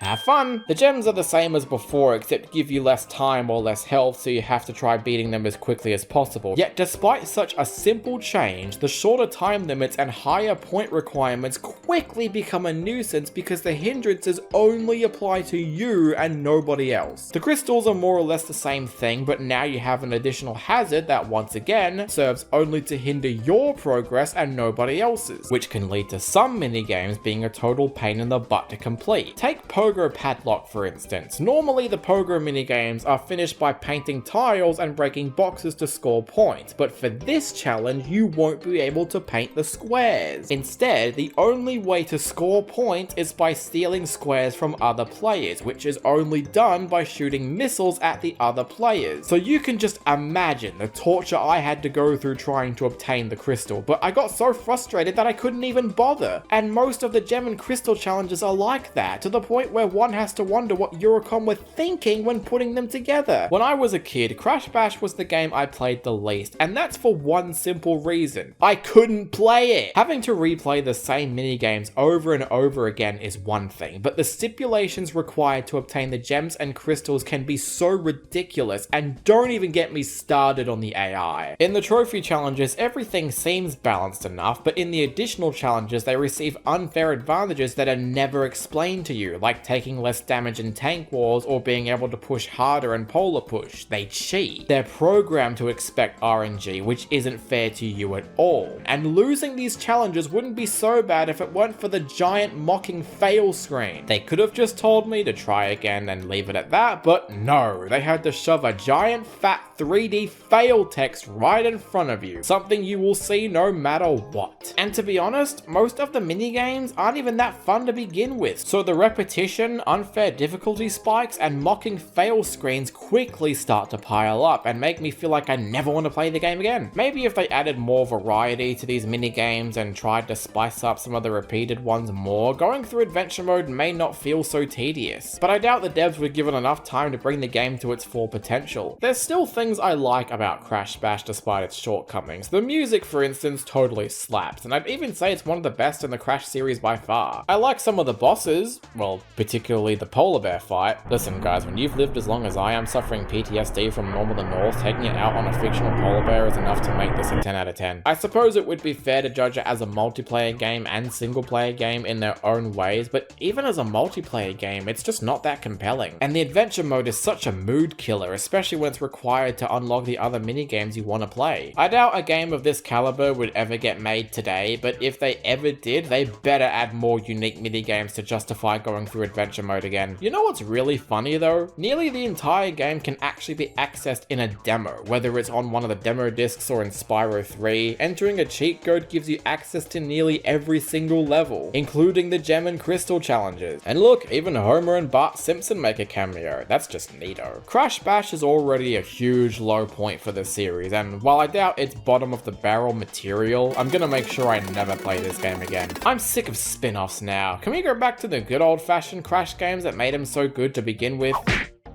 Crash Bandicoot: The Wrath of Cortex? This isn't a real Crash game. It's not even on PlayStation. Ever since the release of Crash Bandicoot 4, I think it's easy for people to forget about the original Crash Bandicoot 4, because it was even called that in Japan. Wrath of Cortex was the Bandicoot's official 6th generation debut, and would also be Crash's first multi-platform release. Though released in 2001 on PS2 to start with, it was later ported to the GameCube and Xbox the following year. Traveler's Tales were put in charge of this entry after Universal made a deal with Konami to publish the game instead of Sony, all a part of their plan to make Crash Bandicoot their own IP. And how much time were Traveler's Tales given to make this? 12 months. 12 months to make a brand new Crash game that they've never made before on brand new hardware from scratch. If there's any pattern we need to remember for Crash Bandicoot, and I guess also Spyro, it's that any publisher they have are a piece of shit. Jumping into the story, well, it leaves far from a good impression. Firstly, it goes on for about 6 minutes, which doesn't sound that long, but most of the intro is just characters sitting around an empty room where barely anything happens, constantly dropping expository dialogue like it's a toddler's first Crash game. But that's only the start of it. What the hell happened to the character models? It's really saying something when inferior hardware can make these guys look more expressive than supposedly better technology. The presentation in general is off, especially when nothing eventful is happening. Anyway, Uka Uka is fed up with Cortex and his lackeys doing a terrible job at, well, their jobs. I mean, what else would it be? It's presented like an investors meeting. Cortex claims he has a new secret weapon under his belt that could destroy Crash Bandicoot for good, which turns out to be a super-powered Bandicoot known as Crunch. An end result of what Crash could have been if Cortex's experiment didn't fail the first time, but it needs one final power source, prompting Uka Uka to release a group of ancient masks known as the Elementals, all with different powers and notable voice actors, including the likes of Thomas F. Wilson, Mark Hamill, and even Arlie Ermy. And no, I will not be playing a Full Metal Jacket reference because I think nearly every single reviewer has already done that. Let's do this one instead. Where is your honor, dirtbag? You are an absolute disgrace! The idea of Crash having to go up against a mirror of what he could have been is an interesting idea, but they don't go far enough with it. Crunch doesn't have much going for him other than wanting to beat the heck out of Crash, and spoiler alert, it turns out he was being brainwashed by Cortex the whole time. So you mean to tell me this super giant mutated Bandicoot with a robotic arm was brainwashed? I'd love to have learned more about Crunch's origins, but I'm guessing the Crunch development time had a part to play in that? Let's play that clip again. You are an absolute disgrace! The TLDR way to sum up this game is, it's Crash Bandicoot 3, but lesser. Maybe it's all the team had to work off of, but even from the moment you start, Wrath of Cortex is already borrowing cues from Crash 3, like the title screen music, the warp room, and even the different masks that taunt you when you're entering levels. It's Diet Crash 3, to put it bluntly, which I wouldn't mind so much if the gameplay throughout remained consistently enjoyable, but this game kinda goes overboard with what it likes to give the player to work with. To start with basic platforming levels, everything feels normal at first. Crash has all the same moves. In fact, I'd argue his movement and jumps are the best they've ever been so far. But it's when these concepts are put into practice that things start feeling off. The level design, for instance, it appears to be the same as the original trilogy, but their idea of level design mostly consists of dropping a few box patterns and enemies in your way and calling it a day. There's hardly any challenge to the platforming levels, and no joke, most of the enemies do nothing but stand there just begging for you to spin them. I'm also not sure if any designers had a fetish for Nitro crates because they're everywhere. It'd be hard to find a level where a Nitro crate doesn't appear, and the worst part is they aren't confined to tight spaces. They also appear through larger levels too, so they aren't even an annoying obstacle, just a detriment that you can easily avoid with no effort. The only other time the game tries to spice things up are with the vehicle levels, which I'll just say right now, if you weren't a fan of what Crash 3 had to offer, stay far away from Wrath of Cortex, because I guarantee you'll get so sick of the vehicle levels that your thumbs will fall off. Like I said for Crash 3, I don't mind different gameplay styles as long as they remain consistent with what the franchise is about, but consistency or not, that doesn't save the excessive amount of vehicles in this game, and adding insult to injury is how awful some of them are to control. They aren't all slackers though. I enjoy the rolling ball levels. It is kind of sad to see the old bosses from Crash 3 being relegated to stage hazards, but whatever. They even brought back the jetpack. Except it's this little helicopter thing, so yeah, consider that as a good thing or a bad thing. The mine rail levels are pretty fun, and some of the flying levels are fine, but from that offset, that's already more than what Crash 3 had to offer, not helped by how bad the other half of the vehicle levels are. Going back to flying levels, there's one where you have to take down boats with a single bazooka at your disposal, which takes forever to fire and is made even worse by the other pilots that shoot at you without those limitations. There's levels that put you in control of a large large mech which has a very slow fire rate and makes you a bigger target that's equally as fragile as Crash is normally. And jumping's also awkward because jumping from a standstill has a weird wind up, but jumping while moving is totally fine? Huh? I never thought I'd say this, but somehow this game has worse driving levels than the motorbike in Crash 3. I'll give them mercy for not forcing you to quit and re-enter the level if you fall into a pit, but the controls are so loose that even getting the box gem on your first try is nearly impossible. And the water levels? I've got a question for you, okay? What sounds more painful? Drowning or Wrath of Cortex's water levels? Come back and let me know. Just stay alive, please. God damn, I hate the water levels. And anyone who's played this game knows the two reasons why. Firstly are those f***ing mines hiding behind the scenery that give you barely any time to react to them. And two, this f***ing submarine. It'd be one thing if it were a temporary power-up like that sub thing in Crash 3, but it's not. It's a permanent fixture that will kill you in one hit without an Aku Aku mask, which wouldn't be so bad if it didn't control so badly. You can hardly maneuver yourself properly before you get hit, and combined with those lovely mines that hide behind the scenery, don't be surprised if you find yourself dying more times than necessary. And to make matters worse, there are 3 levels that all contain this stupid submarine. God, imagine trying to go for the time relics on these stages. That's something I don't think I can ever commit to doing. Because I'm a coward, damn it! Lastly, much like the N-Sane Trilogy, there's a few levels where you're controlling Coco on foot, but unlike the N-Sane Trilogy, her moveset is limited compared to Crash. She doesn't have the slide jump or power-ups, all she has is this little kick here. Her levels are fine in all honesty, but they could have been better if you had a more robust moveset. Oh yeah, and speaking of the power-ups, all the same ones from Crash 3 make a return, except for a brand new power-up. Ooh, what could it be? Maybe you could use temporary invincibility to navigate tricky obstacles. Maybe you could bounce on one Nitro crate to make it across pits. Maybe you could sneak on a row of Nitro crates. You gain all these new power-ups by facing off against Crunch, who is the only boss you have to face, with each encounter supplying him with a different elemental power. They aren't too bad, to be honest, a little mundane for sure, but aren't as mundane as most of the game is. And to conclude the copying of Crash 3 saga, the final ending is locked behind both the gems and relics, which unlock a new warp room, but sorry, the thought of going through those levels again to get the time relic is enough to give me lung cancer, so pardon me while I use a cheat code to unlock every level. Wombat. Unlike Crash 3, however, all the levels in the secret warp room are completely original, which sounds cool, but are all just more vehicle levels with one that, no joke, can be beaten without touching the controller. I'm not kidding, watch this.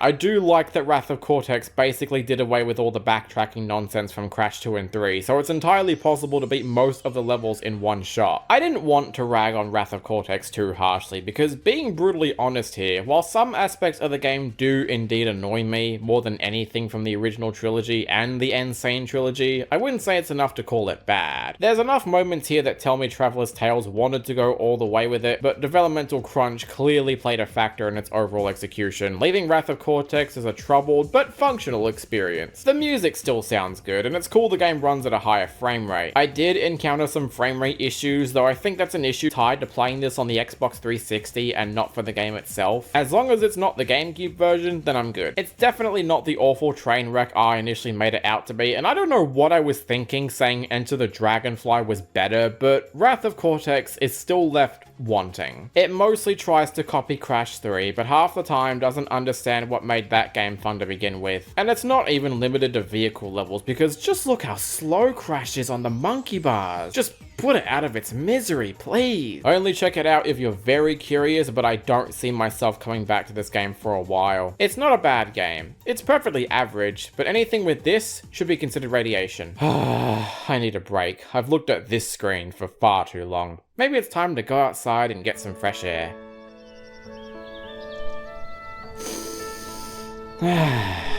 This is nice. Crash Bandicoot XS, or The Huge Adventure in America, was Crash's official handheld debut.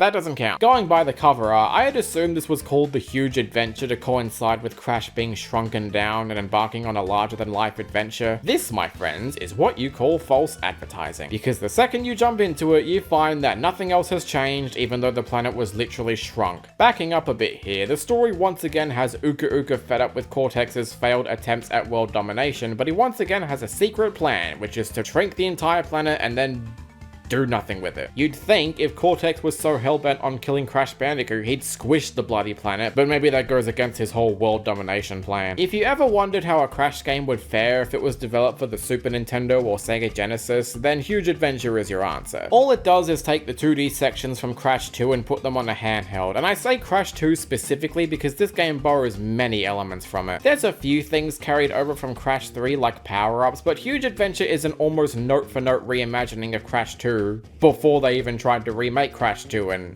well, you know how that turned out. Because of this though, Crash XS doesn't exactly bring anything new to the table. I know there's the old saying of if it ain't broke, don't fix it, but I mean almost everything from Crash 2 is borrowed to some degree. Even the music sounds the same. At least the hardware didn't butcher already great tracks, and the levels themselves still look good, though perhaps a little too good. It's very easy for enemies and obstacles to blend into their surroundings, leading me to kind of feel lost at several points. It's clearly taken cues from Donkey Kong Country, what with these pre-rendered sprites, but those games knew how to dim the lighting on levels to make DK and Diddy stand out, and give enemies saturated colors so they don't blend into the scenery. The controls are almost identical to the PS1 games, but something about it feels a little off. The slide jump in particular feeling the most gimped to use. It's not bad, but once you slide off the edge of a platform, there's nothing you can do to save yourself. Power-ups like the double jump and death tornado spin don't always do a good job at reading your inputs, and while the game doesn't suffer from screen crunch, it's very easy to die from a leap of faith, which happened more times than I think the game was probably comfortable with. And despite being a 2D game, Huge Adventure gets a little carried away with these 3D portions that I've honestly never liked in 2D games. Instead of a camera, you're dealing with the depth perception of sprites, and that's never easy to pull off. The flying levels being the worst example of this, with hundreds of things shooting at you, making it harder to tell what will hit you and what won't. And if you want to go for the secret 100% ending, you once again have to get all the gems and time relic. Ironically, the ending was the most interesting thing about it. After you beat Cortex, he suddenly merges with all his other henchmen to create that. It's a thing of beauty, okay? Weird they only brought this in now for the final boss, but I guess that's something. By the end of it all, Huge Adventure left me wanting more. And I don't mean more of the game, I mean more of the polish and ingenuity the original trilogy had. I guess I can say it's better than Wrath of Cortex and the Insane trilogy because the fundamental design is still fun, albeit a little flawed, but it's nothing terribly remarkable. And then boom! We got its sequel a year later, Crash Bandicoot 2 N-Tranced. There's already a Crash 2. Yeah, sorry for the rough transition this time, but since this is a direct sequel to Crash Huge Adventure, I figured I'd get through it as quickly as I can. Uka Uka can no longer rely on Cortex for his world domination schemes, this being the only game where Cortex doesn't appear physically in fact, so N-Trophy takes the reign this time, planning to abduct Crash and his friends to mind control them thanks to the help of N-Tranced. They're able to abduct Coco and Crunch, but fail to capture Crash due to Aku Aku saving him in time, so instead they accidentally summon Fake Crash? I can't believe it took them until now to make Fake Crash a thing. He was just a joke character seen in Crash 3 when you get all the gold relics based on this really bad looking Japanese plush. Definitely a weird time to make that a reality, but you know the drill by now. Crash ventures off to save his friends and defeat the N-Squad. Mechanically, N-Tranced doesn't do a whole lot to differentiate itself from its predecessor, taking more cues from Crash 3 and Wrath of Cortex. Crash starts out with the double jump by default now, and you can actually obtain 2 brand new power-ups. One of them is a super slide, which you mainly use to slide under a row of Nitro crates, and a super jump, which rockets Crash into the sky and it kills all your momentum. And in fact, I barely used it during this playthrough. The super slide can be useful for time relics or some of the optional routes, but the super jump I think I only used twice in the whole game. It's also similar to Crash 3 in the amount of vehicle levels it contains. Regular Crash levels can sometimes be intertwined with these, like the helicopter thing from Wrath of Cortex or the flying carpet, which kind of annoyed the heck out of me. Collision hasn't exactly exactly been fixed, so there were a number of times I died from what seemingly felt like improper collision. It's doable but nonetheless irritating. The rollable levels from Wrath of Cortex make a return, and I was pleasantly surprised by the way they were handled. Since the GBA obviously doesn't have an analog stick, they compensate the ball's acceleration with a brake button. It's a simple change, but it does numbers in making what could have easily been frustrating rolling levels on a more restrictive control style seem doable. Then there's these space levels with Coco where you're controlling this tether rather than Coco herself, so trying to be accurate with it or break boxes isn't very easy. The boss fights are pretty unique though, since instead of fighting the usual goons from Crash 2 or 3, you're fighting your own friends to snap them out of N-Trance's hypnotism. I love the fight against Fake Crash because he copies all your moves, and the only way to beat him is to trick him into oddly timed hazards while you don't get hurt yourself. N-Trance was also quite good, reminding me a little bit of King K. Rool, though I got a little annoyed during his second phases because Crash's hitboxes are so large and the amount of times I died to these lasers was a lot. It's still better than the N-Trophy fight, which is more or less a recreation of the Crash 3 fight, which isn't all that climactic for a final boss. Levels are kind of broken up into different parts, as there's a lot of reused themes like ruins or volcano levels, and that's because of the addition of the brand new collectibles, Gem Shards. They're basically replacements for the color gems and are scattered across 4 levels of the same aesthetic based on their color. N-Trance does bring back the leaps of faith crap from before, but with the simple addition of Wumpa Fruit lead-ins like the bananas in Donkey Kong Country, it made collecting these gem shards more comfortable than anticipated. And besides the crystals, the gem shards are the only things you need to beat the game. The box gems and time relics are there, but they're only there for bragging rights. It's a good thing I didn't even bother going for them, because any ounce of satisfaction made from collecting them would have been lost. Besides that, all the same design quirks from Huge Adventure return here. The wonky hitboxes, inputs not reading correctly, and N-Trance introduced this new glitch where Crash will randomly do a slide even when not holding the D-pad. But all's well that ends well. Your family is back together, they even included N-Trophy, and Uka Uka swears to stop Crash personally next time. The end. For now. I love when these cliffhangers never pay off. Huge Adventure and N-Tranced both achieved exactly what they were going for. Portable Crash games that emulate the style of the PS1 entries, but considering they don't offer much else besides borrowed ideas from them, I don't really see a need to play them. Both are totally fine games, and I'm glad I got to experience them for the first time, but I probably won't see myself coming back to them unless I want to brag a bit about getting Crash 2's extra collectibles. But now that those are all wrapped up, we can now move on to Crash Nitro Kart. Oh no you don't, Mr. Yossi Bloke. Oh crap, it's my evil twin brother Bandicoot. You might want to watch out for this one, Yossi. I heard you don't like Bubsy, so it's my turn to punish you. Okay, drama queen. It's either that, or as my real voice would put it, I will take you to the toilet! Oh, finally. I've been holding it in for almost 2 hours. take that. Ow. It is a game based off my color, so you better review it and love it. I can't guarantee that. Well, it only took them a few years, but we finally have our first crossover between Crash Bandicoot and Spyro the Dragon. Why was it a release for the Game Boy Advance and not the hardware they originated from? I have no idea, but if the quality of this game is anything to go by, I think we're in trouble. The story is that Cortex and Ripto are friends, just because, and decide to work together to take down their respective enemies. And how do they do this? By sending in enemies with masks, which is somehow enough to mislead the heroes into fighting each other. I haven't seen writing this good since the time I saw a radioactive kaiju go out with a human girl. True story. It doesn't take that long for Crash and Spyro to team up and stop their enemies, but that's all that happens. Opening aside, the story is so played out that I can't take anything away from it, even if some of the facial expressions give me a bit of a giggle. Why didn't you do what I asked you to do, Crash? Oh, Coco, you and I both know that Crash is really slow. Actually, Aku, I just found out that Crash is autistic. Wait, you're serious? Yeah, I just found out. But Crash doesn't speak. How did you Well, even... I'm kind of familiar with this behavior. I'm friends with a cheetah who likes to play games before giving me an important item. And I just go along with it because it's fun for him. You guys are ableists.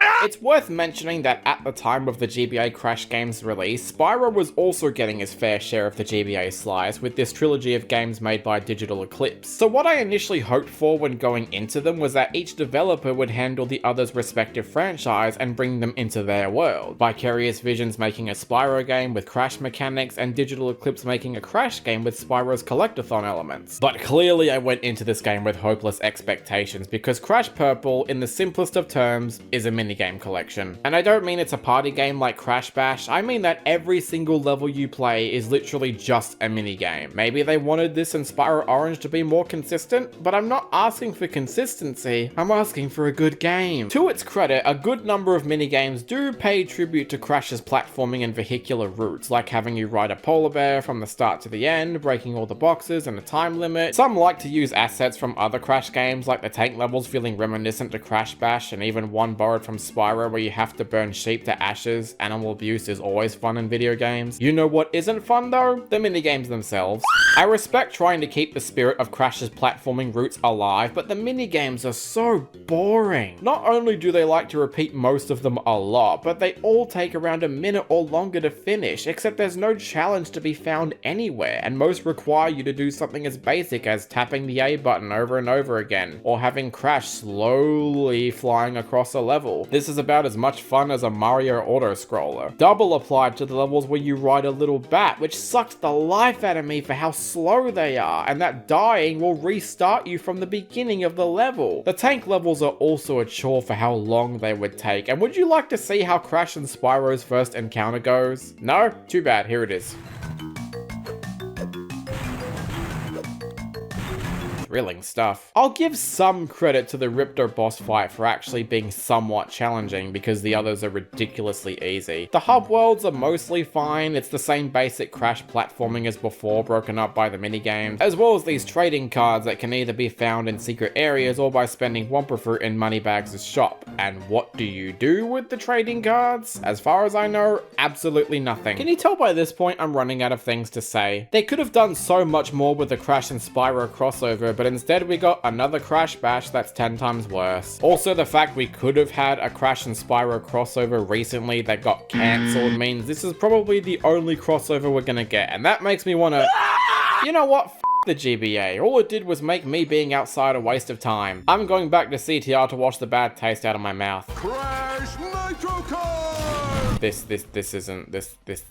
No. Ironically, the last time I talked about Crash and Nitro Kart was during that bad Mario Kart clones video, mostly done as a comparison for another game I'll get into later. But to be honest, I only did a few tracks during that video and called it a day, but this time I played through the whole thing, which makes me realize how wrong I was. Now don't misunderstand me, I'm not about to vent about why Crash and Nitro Kart is a bad game, because to be honest, I still don't think it's that bad. But the problem stems from wanting to recapture the same magic that CTR laid the groundwork for. Even the story involves aliens again. You have this new character named Emperor Velo who abducts Team Bandicoot and Team Cortex to race in an intergalactic championship, promising them their freedom if they win. All the plot beats are identical to CTR, right down to the boss characters you race to progress to the next area. Only this time, instead of facing classic Crash characters like Ripperoo or Papu Papu, you face off against Discount Papu Papu and a shark.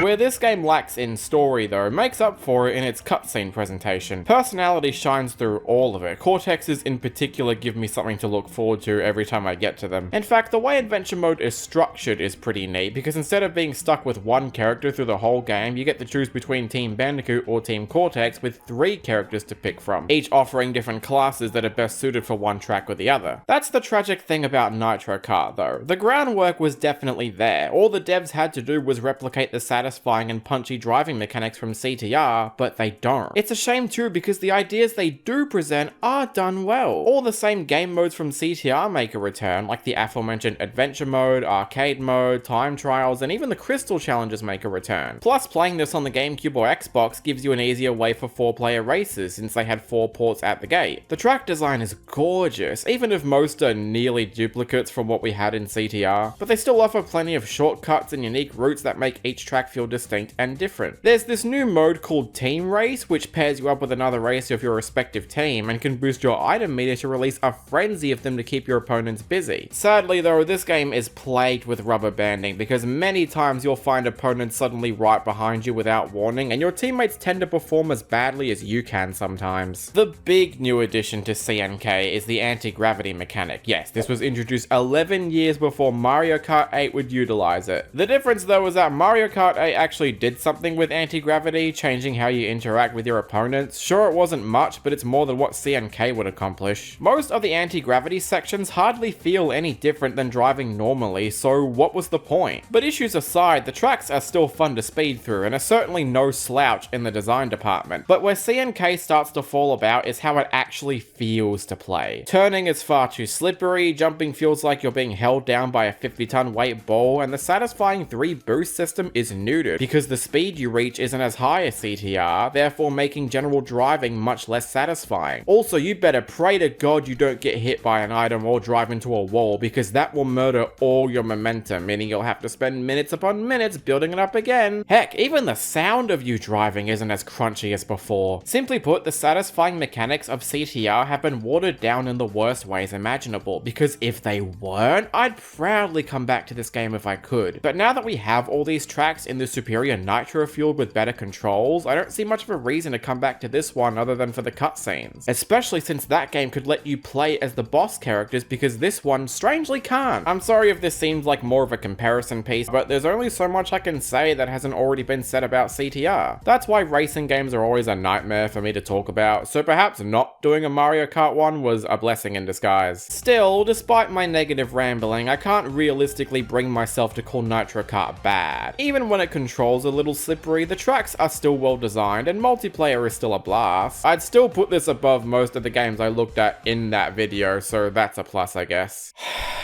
Man, what's going on with Crash? 4th mainline entry didn't work, a CTR successor didn't work. What's happening? It really needs something fresh.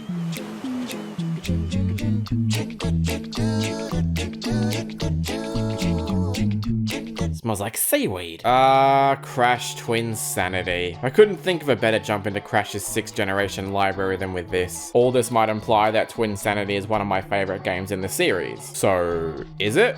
Well, yes, but that's not entirely gonna speak for the game's quality, but I can't wait any longer, so let's talk about Twinsanity. Yosh! What? We reviewed this game together originally, so I think... Sorry mate, I don't do collabs like that anymore. Oh, okay, so we do Ratchet and Clank, but no, we not Twinsanity. Oh, I see how it is. But if it's fair, can we do that, give it a little review, pretty please? Fine, go ahead. Thank you. Crash Twinsanity, one of the absolute best Crash games of all time. The great thing about Crash Twinsanity is it's all acapella! I just love how it gives that vibrant island feel to it. It probably has the most island feel out of almost any game I've ever seen. It takes place on an island. Oh, and let's not forget how great the humor is. Oh my god, is the humor great. I mean, between Crash and Cortex, it is like a match made in heaven, like a perfect comedy duo. I honestly wish they kind of brought it back and did more things with that in the future and later runs, or in that canceled sequel they should have made. But either way, it's a freaking match made in heaven. I mean, there are some things that don't work good, okay? There are some music tracks that aren't that great, despite the fact I love it being a cappella.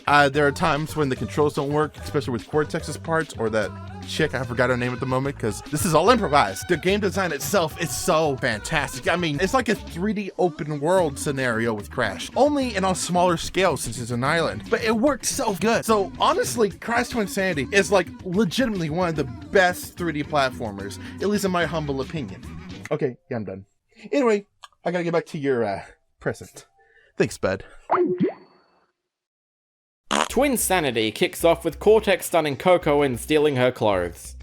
Sounds about right. Which he then uses to lure Crash into a trap, once again wanting to do away with the Bandicoot after the years of failures he's had, even bringing in all his lackeys from previous games, including Crunch, who I swear was a good guy by the end of Wrath of Cortex, and Polar?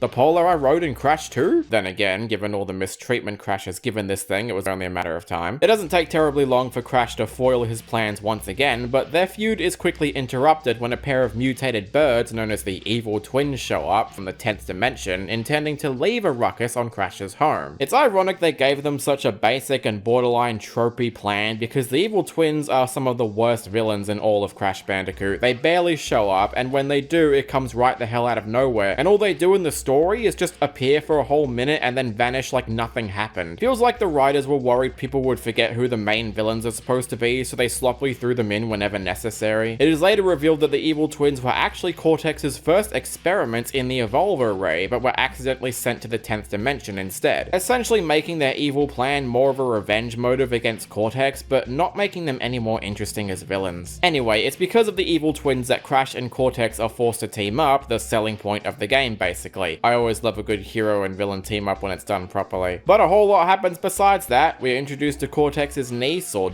daughter, named Nina, who technically debuted in Crash Purple, but this was supposed to be her official debut. And hey, look at that, even Spyro makes an appearance. While Twinsanity does kind of fumble in the story department, the writing more than makes up for it. I don't think it's controversial to say that Twinsanity is the funniest game in the series, relying much more on slapstick and sharp dialogue that would set a precedent for future Crash games going forward. Cortex is the best thing in the whole game, bar none. The first time Lex Lang voiced him, in fact, containing some of the funniest scenes in the whole game, including, miraculously enough, one of the few instances a fart joke actually made me laugh. How could things get any worse?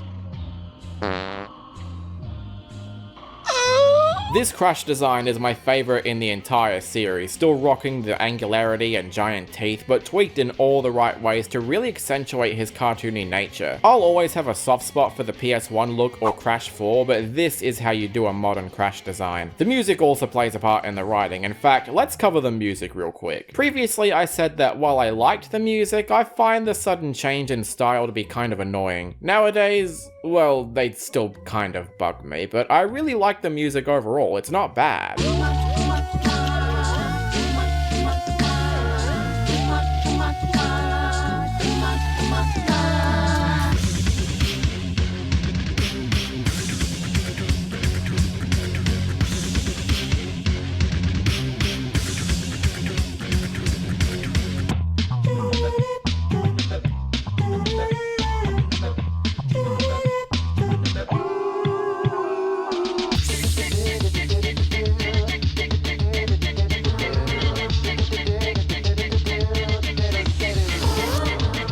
When discussing Twinsanity, people like to cite it as an open world game. Warp rooms and progression gates are completely gone, instead you access new areas by simply running to them from their starting point. I don't think it's entirely fair to label Twinsanity as an open world game, because yes, it does have more open areas than previously, but that's only for optional content. The more story-driven parts of the game are still linear. I definitely don't mind the changes, because we've yet to see a Crash world so expansive up to this point, and I remember being thrown off by that initially. The game does do a good job leading you to your next objective, but if it's your first time playing, try not to get accidentally stuck. I like that it gives the game some replay value, but I prefer starting from the beginning. And I think part of the reason for the open world areas is for the gems. The puzzles surrounding the gems are still quite good, even if the reward for getting them isn't all that great. It was 2004, so a lot of this stuff wouldn't have been easy to access, but in this current day and age with YouTube and Google sites being so open to everyone, they come off as rather redundant. And your reward for going for 100% isn't terribly exciting either, especially in the PAL version, since all you get is this little montage and that's it. To be fair, I much prefer actually finding collectibles in a game rather than the reward, as long as it's fun, and these are still fun. It only gets annoying a few times when you miss a gem and have to restart the level to try again. I spent nearly half an hour on this goddamn yellow gem in the first slide level, trying my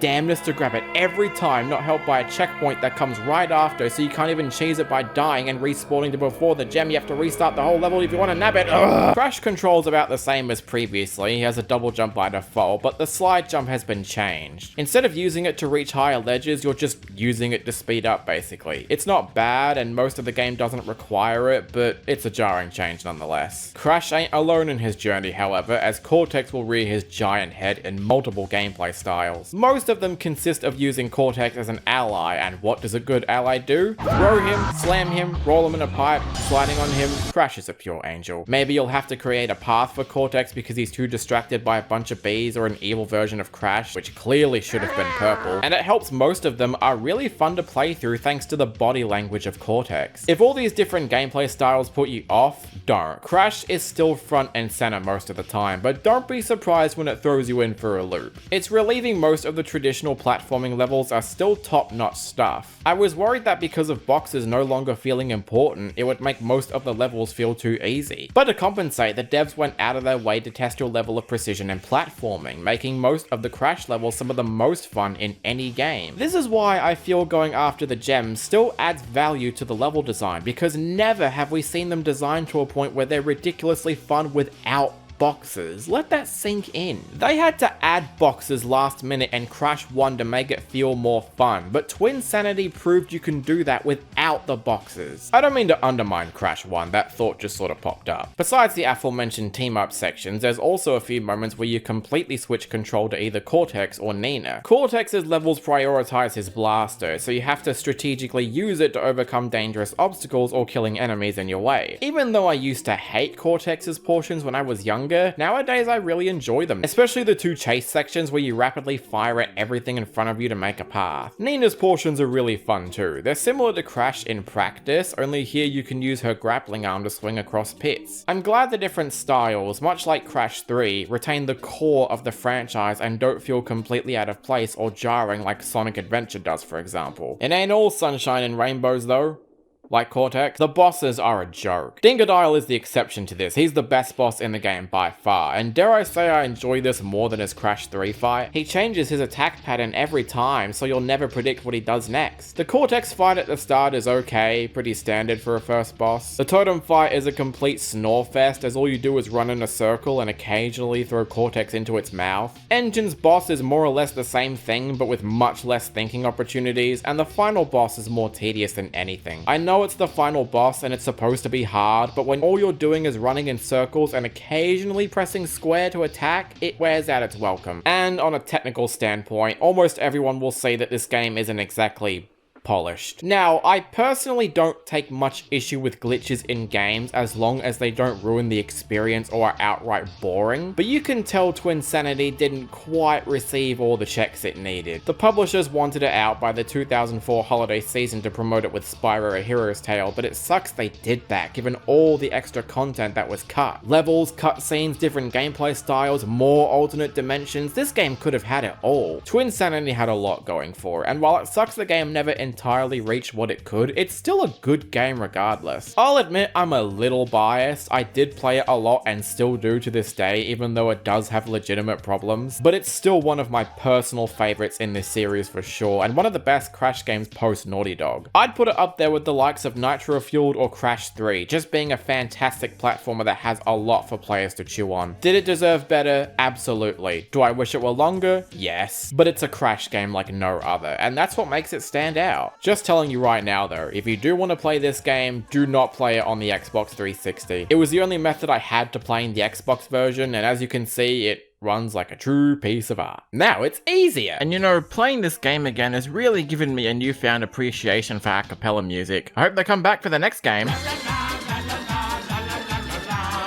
I want to die! Tag Team Racing. Now, the last time I talked about this game was also during that bad Mario Kart clones video, but there I only discussed the racing portion, because covering everything else in a video primarily about racing games felt redundant. The story sees Team Bandicoot and Team Cortex accidentally crashing into a theme park run by Ebenezer von Clutch, who has mysteriously had his power gems stolen, including the Black Heart power gem he uses to keep himself alive. He makes an ownership offer to anyone who can find them, which Cortex really wants to do so he can have a new base for planning schemes to crush the Bandicoots, which of course they don't want, so Crash ventures to each of the park's mainlands to find the power gems, which are just conveniently stored in each one, okay. The real perpetrator causing all of this turns out to be, well, at first they think it's Crash, which is stupid considering he was collecting all of them. No, the real culprit is the park's mascot, Willy Wumpercheeks. That name sounds disgusting. This story is complete shit, I know Crash games aren't always renowned for their stories, but this one takes the cake. And no, addressing how stupid the story is does not automatically make it better or funny. And speaking of the comedy, my lord, what a huge downgrade from Twinsanity. We went from fun slapstick and witty banter with clever wordplay to just chickens and cows and lowbrow humor and a lot of physical abuse. And in terms of the characters, well, considering what Radical would later develop under the Crash IP, the warning signs were present from day one. Not all of them are done bad though. Engine is actually hilarious in this. Nolan North voiced him for a while and you can tell he had too much fun behind the mic. Every time Engine is on screen, it's a good time. Thank you! Finally, I look as pretty as I feel! Coco was made into an annoying nerdy girl who Yes! Yes! Yes! slips past the censors. Crunch is a Mr. T knockoff, so boo, and I have no idea what they were going for with Crash. This is the most that's come out of his mouth so far, which is all gibberish and nonsensical noise. I love Jess Harnell, but he did not do the character justice. On top of that, Crash is an absolute prick sometimes. When he's not being stupid, he's tormenting the part workers for no reason or even abusing other animals. Sometimes he'll get his comeuppance, but this is not Crash Bandicoot, plain and simple. Also, half of the game's FMVs contain Crash getting killed in really disturbing ways. And it's a gameplay mechanic, by the way. I think they were trying to replicate the death animations from Crash 2 and 3, but they overdid it. It's either just Crash getting crushed, blown up, or eaten alive. They're less funny and more unsettling, especially when the music decides to rear its ugly head. Good lord, I've been rambling about the game's story and humor long enough that I haven't even tackled the gameplay yet. Since I already discussed the racing portion in the other video, I'll try to keep it brief. My opinion on it hasn't changed. Instead of trying to replicate the formula that worked for CTR and Nitro Kart, this game takes all of it away to make the tracks as boring and dull as possible. You still get items to use and shortcuts to take, but they require such little effort that it isn't satisfying anymore. Doesn't help the car controls are as stiff as a plank of wood. The big new addition to the racing this time is the clashing mechanic, where you merge with another car to shoot them with your character's weapon. In concept, it's not a bad idea. It's like taking Mario Kart Double Dash and mixing it with CTR's usual chaos, but it seems the devs clearly overlooked how broken the game became with it. Each character has their own weapon and kart stats, but some are clearly better than others. Nina and Engine have weapons so powerful that you can destroy other races with 2 shots max. Then other characters like Cortex and Von Clutch have very weak weapons that make you never want to clash with them. It all gets even easier once you unlock Nina and Engine, because you can just pick them from the start and guarantee victory with any race. Also, when you're in the gunning seat, the computer player drives around the track so perfectly that it makes you never want to handle the wheel again. And you'd want to use the gun anyway, because the amount of KOs you can get double the coins you earn when winning. Simply adding a limit to the amount of times you can clash with opponents or balancing the mechanic wouldn't make it so broken, but even if you were to argue it's only an optional mechanic, it isn't. Because if you try doing a race without clashing once, you're guaranteed to lose. Granted, I almost got close with this race here, but I swear to god this isn't common. There are other modes you can partake in to earn more crystals, but much like the main races, they're painfully easy and are hardly worth the time. With how blandly the tracks are designed, there's nothing worth getting invested in. But the racing is only one part of tag team racing, as it also contains a giant hub world to explore that's like it was ripped out of Twinsanity. Yeah, time to get into the stuff I didn't go into in the other video, and I can't believe how weird it is for me to say this, but the platforming is somehow better than the titular racing. That doesn't mean it's good though. The controls are so slippery and floaty that basic platforming becomes harder than necessary. Otherwise, there's not a whole lot you can do. You can find hidden crystals scattered around the park since they're required to unlock the next one. You can complete missions for other characters to unlock new costumes or cars, and you can find those aforementioned dioramas, but I don't care. It requires so little effort that it all comes in one ear and out the other. And don't even get me started on those godforsaken ninja penguins who show up everywhere and do nothing but be annoying and break the flow of exploring. The platforming is better than the racing, but it's still so dull and monotonous, no matter how much they try to spice it up with puzzles here and there. And then the next minute you're doing these weird turret sections that last forever, and then the next you're partaking in bowling, which is honestly the most fun part of the game. It's basic, but I mean, I like bowling, so I'm easy to please. Actually, the battle arena tracks aren't too bad either. For once, it actually makes some use of the clashing mechanic, and I like how you can obtain better weapons by actually finding them rather than being given to them from the start. If only that limitation were the case all the time. If you couldn't tell, Crash Tag Team Racing's biggest flaw is that it tries to do too much without actually making them fun or interesting. I'd have to imagine a deadline played a factor here, but I feel the devs should have focused on the literal mechanic the box art advertised rather than trying to cram in too much at once. It leaves the game with a massive identity crisis on top of every other problem it's plagued with. The story sucks, the jokes aren't funny, the characters minus Engine and Cortex are annoying, the gameplay mechanics are broken. This is easily one of the worst Crash games by far, and my opinion on it has only gotten worse over time. And it's kind of funny I call it one of the worst considering what game I know I'm about to...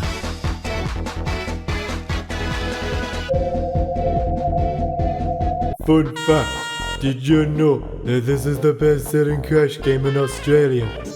That had to read as much as being stabbed with a needle. The story is that this guy named... is searching for a giant crystal, so tricks Crash and company to partake in a competition to find it, with the grand prize being... $100 million! Oh.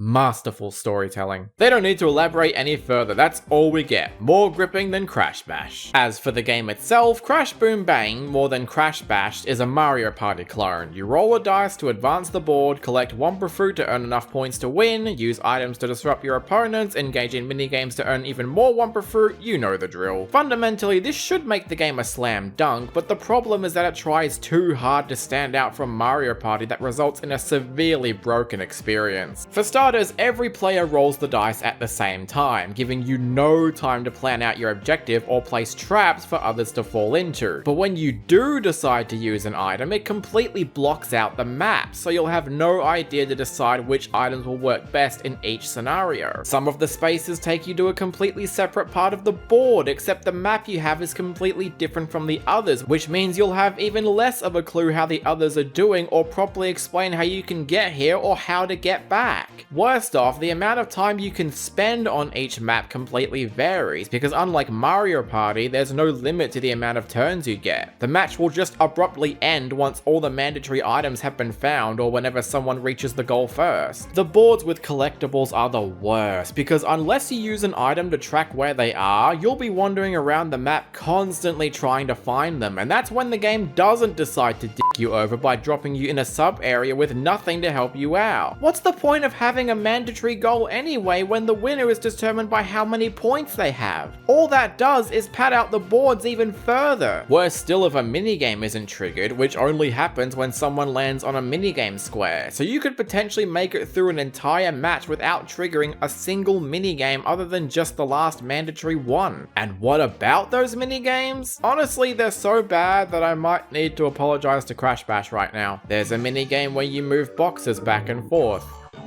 That's it. There's a minigame where you rev up a ball. That's it. There's a minigame where you blow. That's it. There's a minigame where you collect falling Wumpa Fruit. And I got this one 4 times in a row.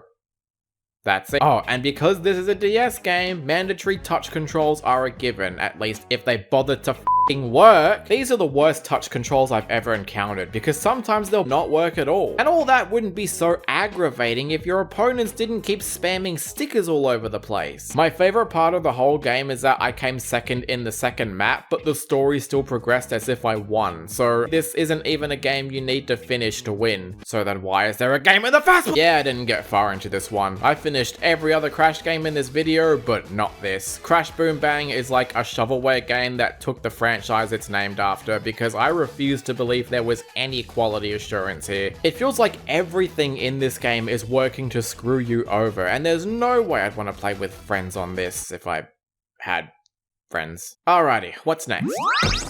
Crash of the Titans.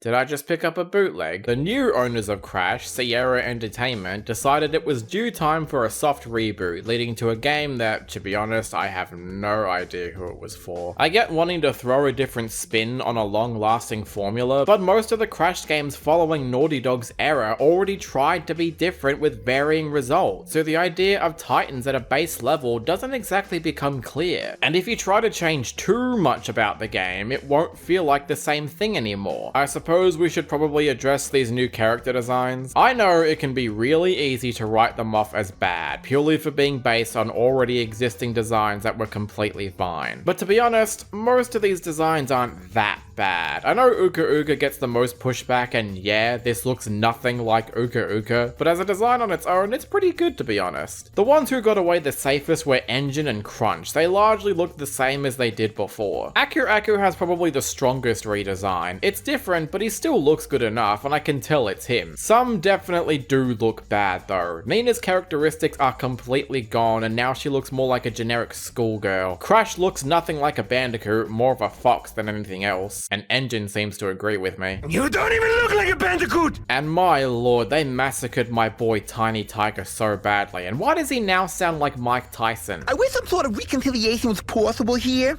and frankly, I'm still mad about the last game. You didn't even invite me. That really hurt. Actually, I wouldn't mind seeing Tiny beat the shit out of Jake Paul. Oh, and the story? Hardly relevant. I guess because they decided to pay tribute to the original by having Crash embark on a quest to save a girl, this time being Coco. There's a brief twist where Nina takes over leadership, but it hardly goes anywhere. It just means we have a different final boss. I spent more time on the aesthetics than I did the story. Let that speak for how much this game doesn't care. At least the writing is funnier than in Tag Team Racing. Radical clearly must have gotten some pushback for how that game went, and Engine still cracks me up. But I think what really put fans off the hardest is the way this game plays. Sacrificing the linear corridor and box smashing antics from before, now choosing to be a generic beat 'em up. Remember, this isn't a spin-off like CTR or Crash Bash. This was considered the 6th mainline entry at the time. Different designs aside, this is still a core game that fundamentally does not care to emulate what Crash Bandicoot is all about. Which wouldn't be so bad if the new mechanics weren't so... well, they're technically fine. They aren't broken or anything, but it's just so boring. This isn't as deep-rooted as the likes of Devil May Cry or Bayonetta, where there's enough strategy and movement opportunities in both attacking and defending yourself from enemies. Granted, you do unlock more moves the further you go, but it fundamentally doesn't make the combat more engaging or challenging. They aren't needed to deal any major damage, only serving as another button for you to press in case you felt like pushing the other one wasn't enough. Oh, and you want another reason for how little of a Crash game this feels like? You have to unlock the spin attack. You know, the same move Crash could easily pull off in every other game, and he gets dizzy from it. You're a fraud, Spider-Man! The annoying thing is that the combat is like 75% of the entire game. The other 25% consists of platforming, which to the game's credit is actually quite fun. Crash's movements feel great, the animations make simple movements satisfying, and that little glide he has, for as random as it is really good to pull off. And I love the instances where you can skate on Aku Aku when going downhill, a la Sonic Adventure 2 style, but it hardly lasts because you'll consistently be interrupted by more combat encounters. Then of course there's the new mechanic introduced, the Titan. Crash is able to possess bigger monsters to his liking and use them to attack other monsters. It's abundantly clear the devs knew how boring the regular combat was, so they added in the Titans to compensate the tedium. Unfortunately, all the Titans do is serve one of 3 functions. 1, to make the game even easier with how quickly you're able to kill smaller enemies and stun other Titans. 2, to complete embarrassingly easy puzzles that are boiled down to hit the targets and win. And 3, make the process of possessing them to start with one of the most annoying mechanics in any Crash game. Because it's not a simple case of finding a Titan and possessing it, you have to stun them first, indicated by a star meter above their head. But the Titans deal so much damage and move faster than you that trying to stun even one of them can be a hassle. It gets doubly frustrating when they throw more than one at you, add on top of the star meter decreasing if you don't hit the titans enough. They do try to alleviate it a bit by giving you an ability to stun them with one hit, and you do unlock costumes to do the same thing, but that happens far late into the game that by the time you unlock said costume, the titan likely becomes irrelevant. So yeah, the main selling point of the game boils down to a cakewalk or cheap endurance tests under certain circumstances. Visually speaking, aside from the character designs, the geometry and lighting look spectacular. Titans was Crash's first jump into the HD world, and it visually shines on the Xbox 360. Can't say much for the frame rate though. Sometimes it manages fine, but other times it has a frame rate worse than the original Star Fox. It's crystal clear that the devs wanted to push for Crash to fit into that late 2000s edge of action and combat, but fundamentally forgets the name it's attached to. As a game on its own, it's a standard and boring beat 'em up, but as a Crash Bandicoot game, especially a mainline entry, it fails to live up to its legacy. The Titans do nothing but either make the game easier or make it frustratingly unbalanced, and it's simply not fun to play. But hey, they tried something new and it didn't quite work out, but that only means they'll go back to see what actually made Crash good and give it their own spin on it. That's not how you follow the recipe. Well, I guess Titans must have had somewhat of a profit because they made another one. Before I get to anything else, I want to quickly touch on the most unique aspect of this game, the cutscene. For some reason, the devs decided to give each cutscene its own unique animation style. There's traditional Flash animation, old black and white style, superhero style, Dragon Ball Z, South Park. One side wants to blast these cutscenes for being so radically different from each other, thus giving the game a lack of identity, but the other side wants to praise them for mixing things up. Because I can tell the devs had fun making the cutscenes, and the writing most definitely reflects that. Mind Over Mutant isn't a laugh out loud game, but it's much funnier than their last two entries, and the highlight easily is Embryo, his first major return since Twinsanity, I think? And they make a huge deal about his return, teaming up with Cortex again and having the funniest lines of the entire game. I invented the Evolvo Ray and mutagenetic techniques still used by that treacherous Cortex today. I was in the first game! Yes, I wrote that line earlier. The writing is better, but it's not completely sunshine and rainbows, like Cortex. There's a cutscene where Uka Uka is being fed cake while being milked. This game's weird. I wish I could sing the same praise for the gameplay though. I wanted to bring it up here, but Titans worked on a level by level basis, much like the earlier games. Once you finish one level, you move on to the next. This to an extent encouraged replay value, because each level has a ranking system dependent on how well you did. So if there was a level you enjoyed in Titans and wanted to play through again, you can do that. Mutants takes on a mission based system, with each level having interconnected paths to take you to your next destination. Very much borrowing notes from Twinsanity in that regard. I say it like that because Mutant is definitely not an open world game. You're still going down linear pathways to reach where you need to go, and once you've completed a mission, the next one begins and you have to travel some more. But oh my lord, does it start to get boring fast. Say hello to Mr. Plot Convenience.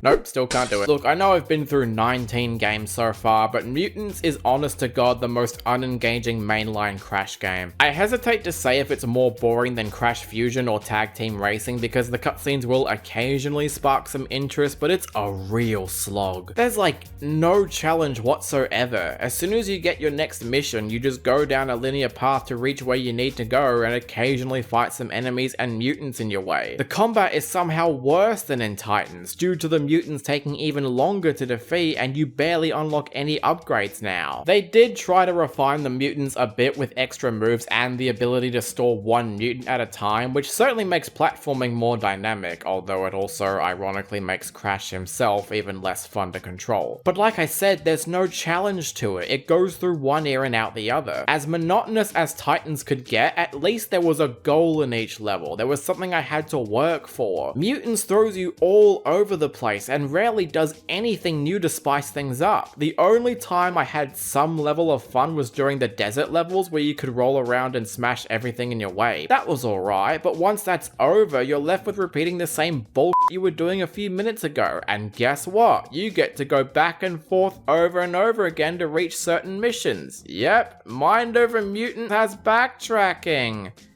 Yeah. Come on, there has to be something worth talking about, right? I'm not just doing the exact same thing as Titans, am I? Well, at least Engine's here again, and he's only in 2 cutscenes.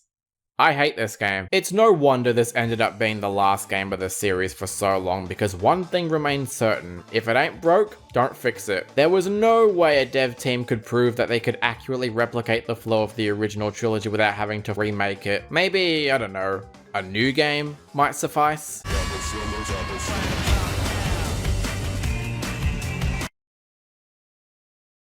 Well, You have no idea how hyped I was for Crash 4 leading to its release. This is the kind of game I wanted to see during Crash's revival, a modern take on a traditional formula without relying on the original games, and see if it can be done. Crash 4 takes place several years after Crash 3, where Cortex and N-Tranced are still stuck in the past, using Uka Uka's powers to get them home. He rips open the fabric of reality, known in-game as the Quantum Rift, allowing for them to hop between dimensions, something Aku Aku quickly picks up on. Crash and later Coco then venture off to find 4 of these ancient quantum masks to steal the universe back up. N-Trophy takes the reign from Uka Uka since he was basically left to rot, and it's later revealed that he's found a female version of himself to enlist his goals, essentially putting Cortex in the gutter, which means we get a Crash and Cortex team up like in Twinsanity. That was just...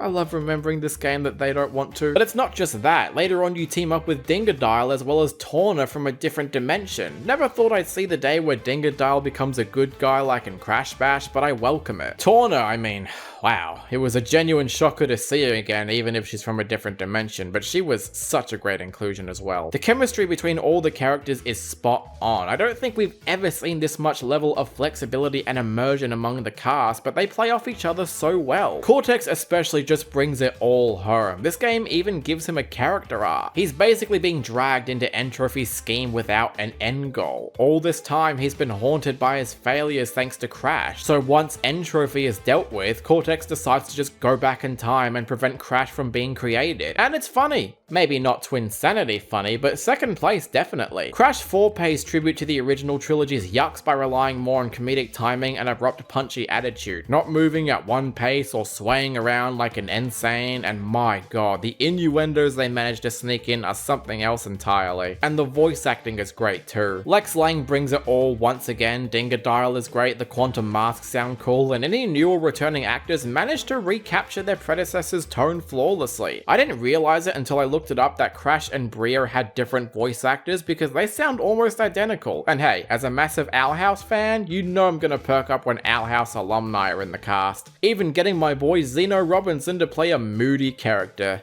They flow so well together. And Cortex? Say no more. I didn't think you could make a cartoonish villain look even more cartoony, but they did it. The overall look of the game is gorgeous. Each level is brimming with life, packed to the brim with detail to give each area a distinct style, and the lighting effects are beautiful. It's all about style over substance, and thanks to clear art direction, it's not controversial to say that Crash 4 is the best looking game in the series. On top of how beautifully it runs, even on a PS4 Pro, it maintains a stable 60 FPS with no slowdown whatsoever. It's technical wizardry and makes for a game that even after 4 years have passed, hasn't aged at all. From the moment I started, everything about Crash 4's flow was spot on. It's the same as the good old days, running down linear hallways, breaking boxes, spinning enemies, and jumping over pits. It's a pure platformer at heart, doing away with most of the vehicle and animal riding segments from Crash 3. They still trickle their way into some levels here and there, but really the bulk of the adventure is pure platforming, similar to Crash 2. Complementing this practice are hands down the best controls in any Crash game. His jump arc and distance is perfect. You have a double jump by default now, like in Twinsanity and N-Tranced, and the weight of Crash's movements is way floatier than before. Almost feels like an apology letter for how N-Sane handled, but I had no issues controlling Crash or Coco this time around. The level design is built around your new mechanics because certain movements have been tweaked to compensate. The hang time you get from slide jumping and double jumping is stupidly big, allowing for you to jump across larger pits that would have been impossible in Crash 1 or 2. All your abilities from Crash 3 aren't present unfortunately, and you don't unlock any new powers along the way. The only major mechanic shake-up within standard levels are the quantum masks. It's neat to have a Crash game that actually makes use of the new masks rather than just for show in boss fights. Lani Loli can phase various objects, crates, and obstacles in and out of existence existence, Akano acts as the Death Tornado spin, Kapunawa can slow down time and even allow you to jump on Nitro crates, a refined interpretation of the tiptoe power from Wrath of Cortex, and Ika can flip gravity twice to make for some ridiculously satisfying jumps. And they're easy to use, only requiring one button to activate and don't dominate the gameplay, only showing up when needed. I love the moment near the end where you use all of them back to back for the hardest platforming sequence in the entire game. Definitely a smarter choice to include them than 50 million vehicles. I mean, bad vehicles anyway. There's still the usual Crash Bandicoot gimmicks like chase levels and animal riding parts, but they're only bite-sized portions of bigger levels largely dominated by platforming. There's even new stuff you encounter like rope swinging and rail grinding, which reminded me of Ratchet and Clank. I wouldn't be surprised if Crash 2 was what Toys for Bob used the most for researching gameplay, because they clearly took notes on how to construct a natural flow without any off-putting gameplay styles. I'm also pleased to report that Crash 4 is able to recapture the rhythm and flow of the original trilogy, and there isn't a phase where it slows down or feels unsatisfying to play like Wrath of Cortex. And you can certainly feel that with the difficulty, because damn, even as someone who's mastered the original trilogy to a point where I can effortlessly beat Crash 1 100% without much trouble, Crash 4 is a whole new beast. Not impossible, mind you, but it's a level of anguish that makes Crash 1 look tame by comparison. It gives you some options to alleviate the beatings, namely an option to choose between modern and retro styles. Retro works on a life system, whilst modern gives you infinite lives. I chose retro for my playthrough because I thought it would make getting Wumpa Fruit more satisfying, because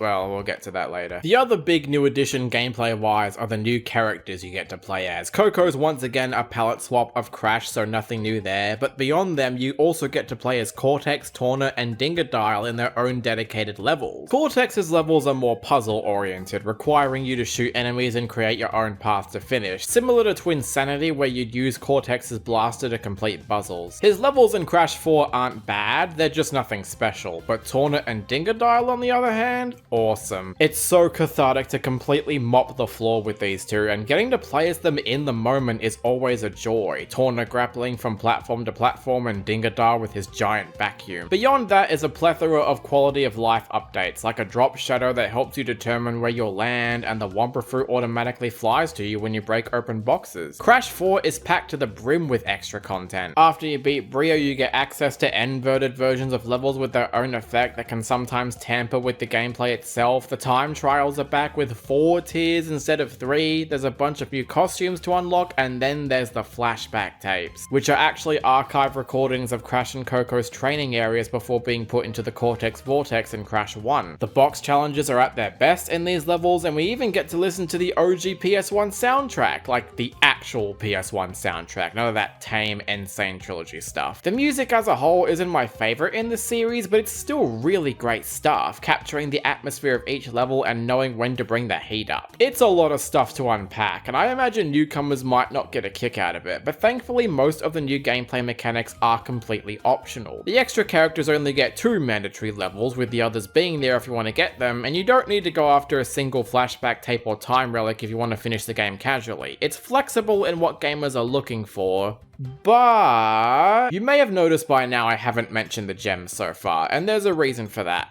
They suck. Each level has 6 of them to get, 3 for collecting 80% of the Wumpa Fruit, 1 for breaking every box, 1 for dying 3 times or less, and a hidden gem to find. I don't mind the extra gems, and I like how you don't need to backtrack to previous levels in order to get them all, but to repeat what I said about Donkey Kong 64, the number of collectibles you need to get isn't the issue, it's what's required to get them. The box gems are particularly frustrating, because the amount of times they love to hide them in levels is almost too much to count. Most are actually harder to find than the hidden gems that are supposed to be hidden. If you plan to go for 106% completely blind, I guarantee you'll miss a large number of boxes in almost every level. They blend into the geometry so much that you practically have to look at a guide just to know where they are. And this is exactly why I turned on retro mode, because if not, what point would I have to breaking boxes or getting Wumpa Fruit besides getting gems that aren't even important to find? Yeah, you get to unlock some nifty costumes, but unless you weren't trying to go after all of them to start with, then what's the point? I'd be willing to bet they only gave you more gems to get just for the sake of having easier ones to collect. They even added gems to levels that honestly didn't need them. Remember those inverted levels I talked about earlier? They also have their own gems to collect. So if you already went through hell and back to obtain all of them in the normal level, be prepared to get them all again with an annoying filter while the level is mirrored. If this was their way to excuse additional content, I don't think it was worth it. The flashback tapes are one thing, but these are just the same levels again with a different filter. I mentioned the other characters you play as have their own mini levels that take place at the same time an event occurs in the regular level, but they also have their own gems to collect, which would be fine for me, except as soon as you finish the different characters' perspectives, you then have to finish the rest of the level as Crash or Coco. To put it in a different way, let's break down the needs. You have to first play through the level in its normal state to gather gems. Then you need to do an inverted version of the same level that's mirrored and has an annoying filter. Then you do the mini levels where the alternate characters get to shine. Then you have to play the inverted versions of those character levels, adding another pointless hurdle and one final playthrough for the time trial.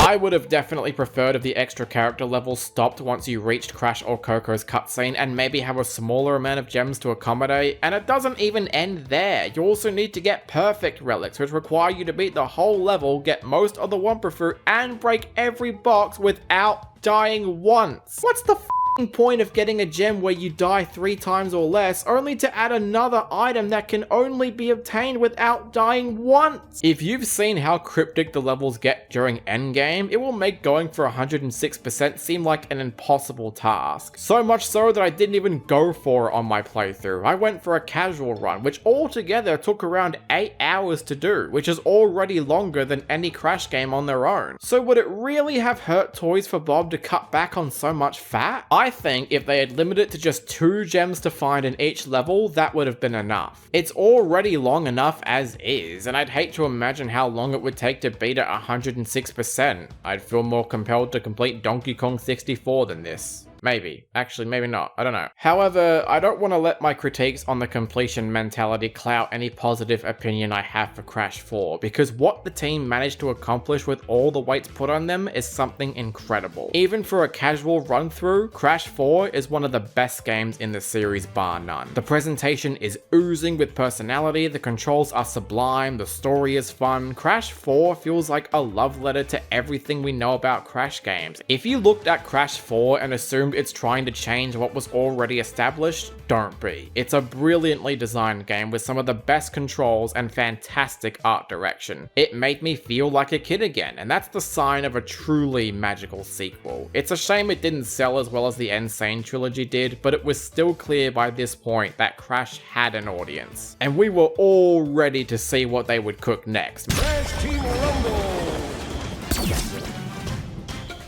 Okay, look, I'm not about to go on a tangent about how Crash Team Rumble is some kind of abomination, but I did find the announcement a bit strange. I never gave Rumble a thought, it simply didn't pique my interest, and I hadn't even played it until this very video, actually. So, is the game any good?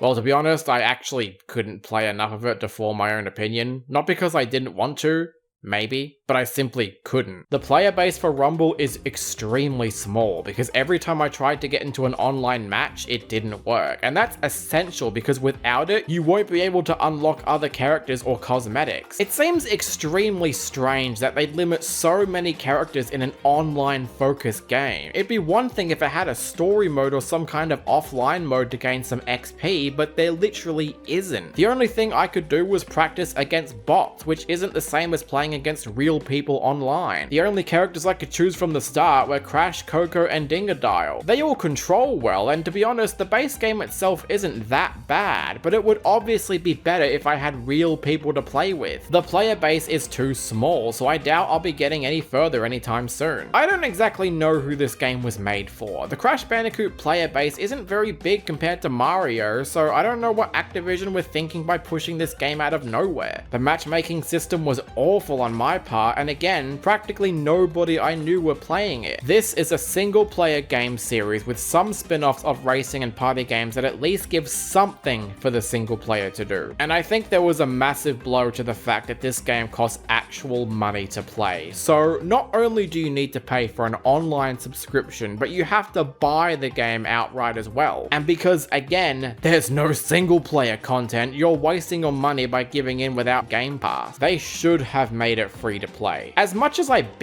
about the microtransactions and Nitro Fueled, at least the base game itself was already amazing, and part of me thinks Activision wanted to replicate that game's success because it did have an active community, though that was likely helped by it being a remake of a game a lot of people know and love, so I don't think Rumble stood a chance in the state it was released in, and it sucks I may never get to unlock more characters. Again, this isn't exactly a review of the game, more of a first impression sort of thing. I think it'd be hyperbolic to call it horrible, but it's also not that special. I doubt these problems will ever get fixed, but if they do, maybe I'll give the game another shot. But if this game was the reason why Crash 5 was cancelled, then it's terrible. Minus 10 out of 10. And wow, we've done it. 10,000 subscribers and 10 years of doing these reviews, and we finally covered all the mainline Crash games. Through thick and thin, through all ups and downs along the way, my passion has never once wavered when it comes to Crash Bandicoot. Even when the series had some challenges or produced some not great entries, there was always some spark and creativity that kept Crash in the limelight. If talented development teams like Traveller's Tales Oxford or Toys for Bob can tap into these innovative ideas and create discussions that are both new and interesting, I really don't think we'll see the end of Crash Bandicoot anytime soon. Crash was made to be great, and now that he's under the incapable hands of Microsoft, I just hope they keep this momentum going and the creative juices are always flowing. But even if they slam on the brakes, I will always remain eternally grateful for the great games we have gotten. In retrospect, I am especially thankful my reviewer journey started with these titles. Sure, I may have reviewed other games over these years, but at the end of the day, Crash is in my heart. It's comfort food for the soul, and you know you can always rely on it to bring happiness. You bet that each time a new Crash game is released, I'll be there, talking about it. Here's to you, Crash Bandicoot. Thank you for everything. I must confess, it's tough for me to wrap my thoughts without getting a little mushy or overly sentimental, but thank you all for continuing to take this wild ride with me. I really believe that with the right attitude, we're in for a great journey ahead. Ah, must be a delivery. Well, if it's anything from Cleve, I'll be worried. A note? Dear Yosh, congrats on 10K subs. You do deserve it. You do make great videos, and I hope the games in this package will help you create more great videos. I'm glad to work with you, and I'm glad to be your friend. Love you, buddy.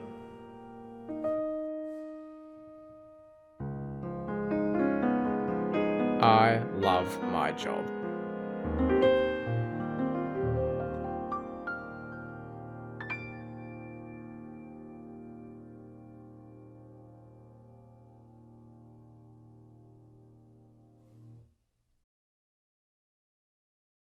Wow, Yozzy. You're so schmaltzy, anyone watching could get type 2 diabetes. I'm not very good with words. Where's my cameo?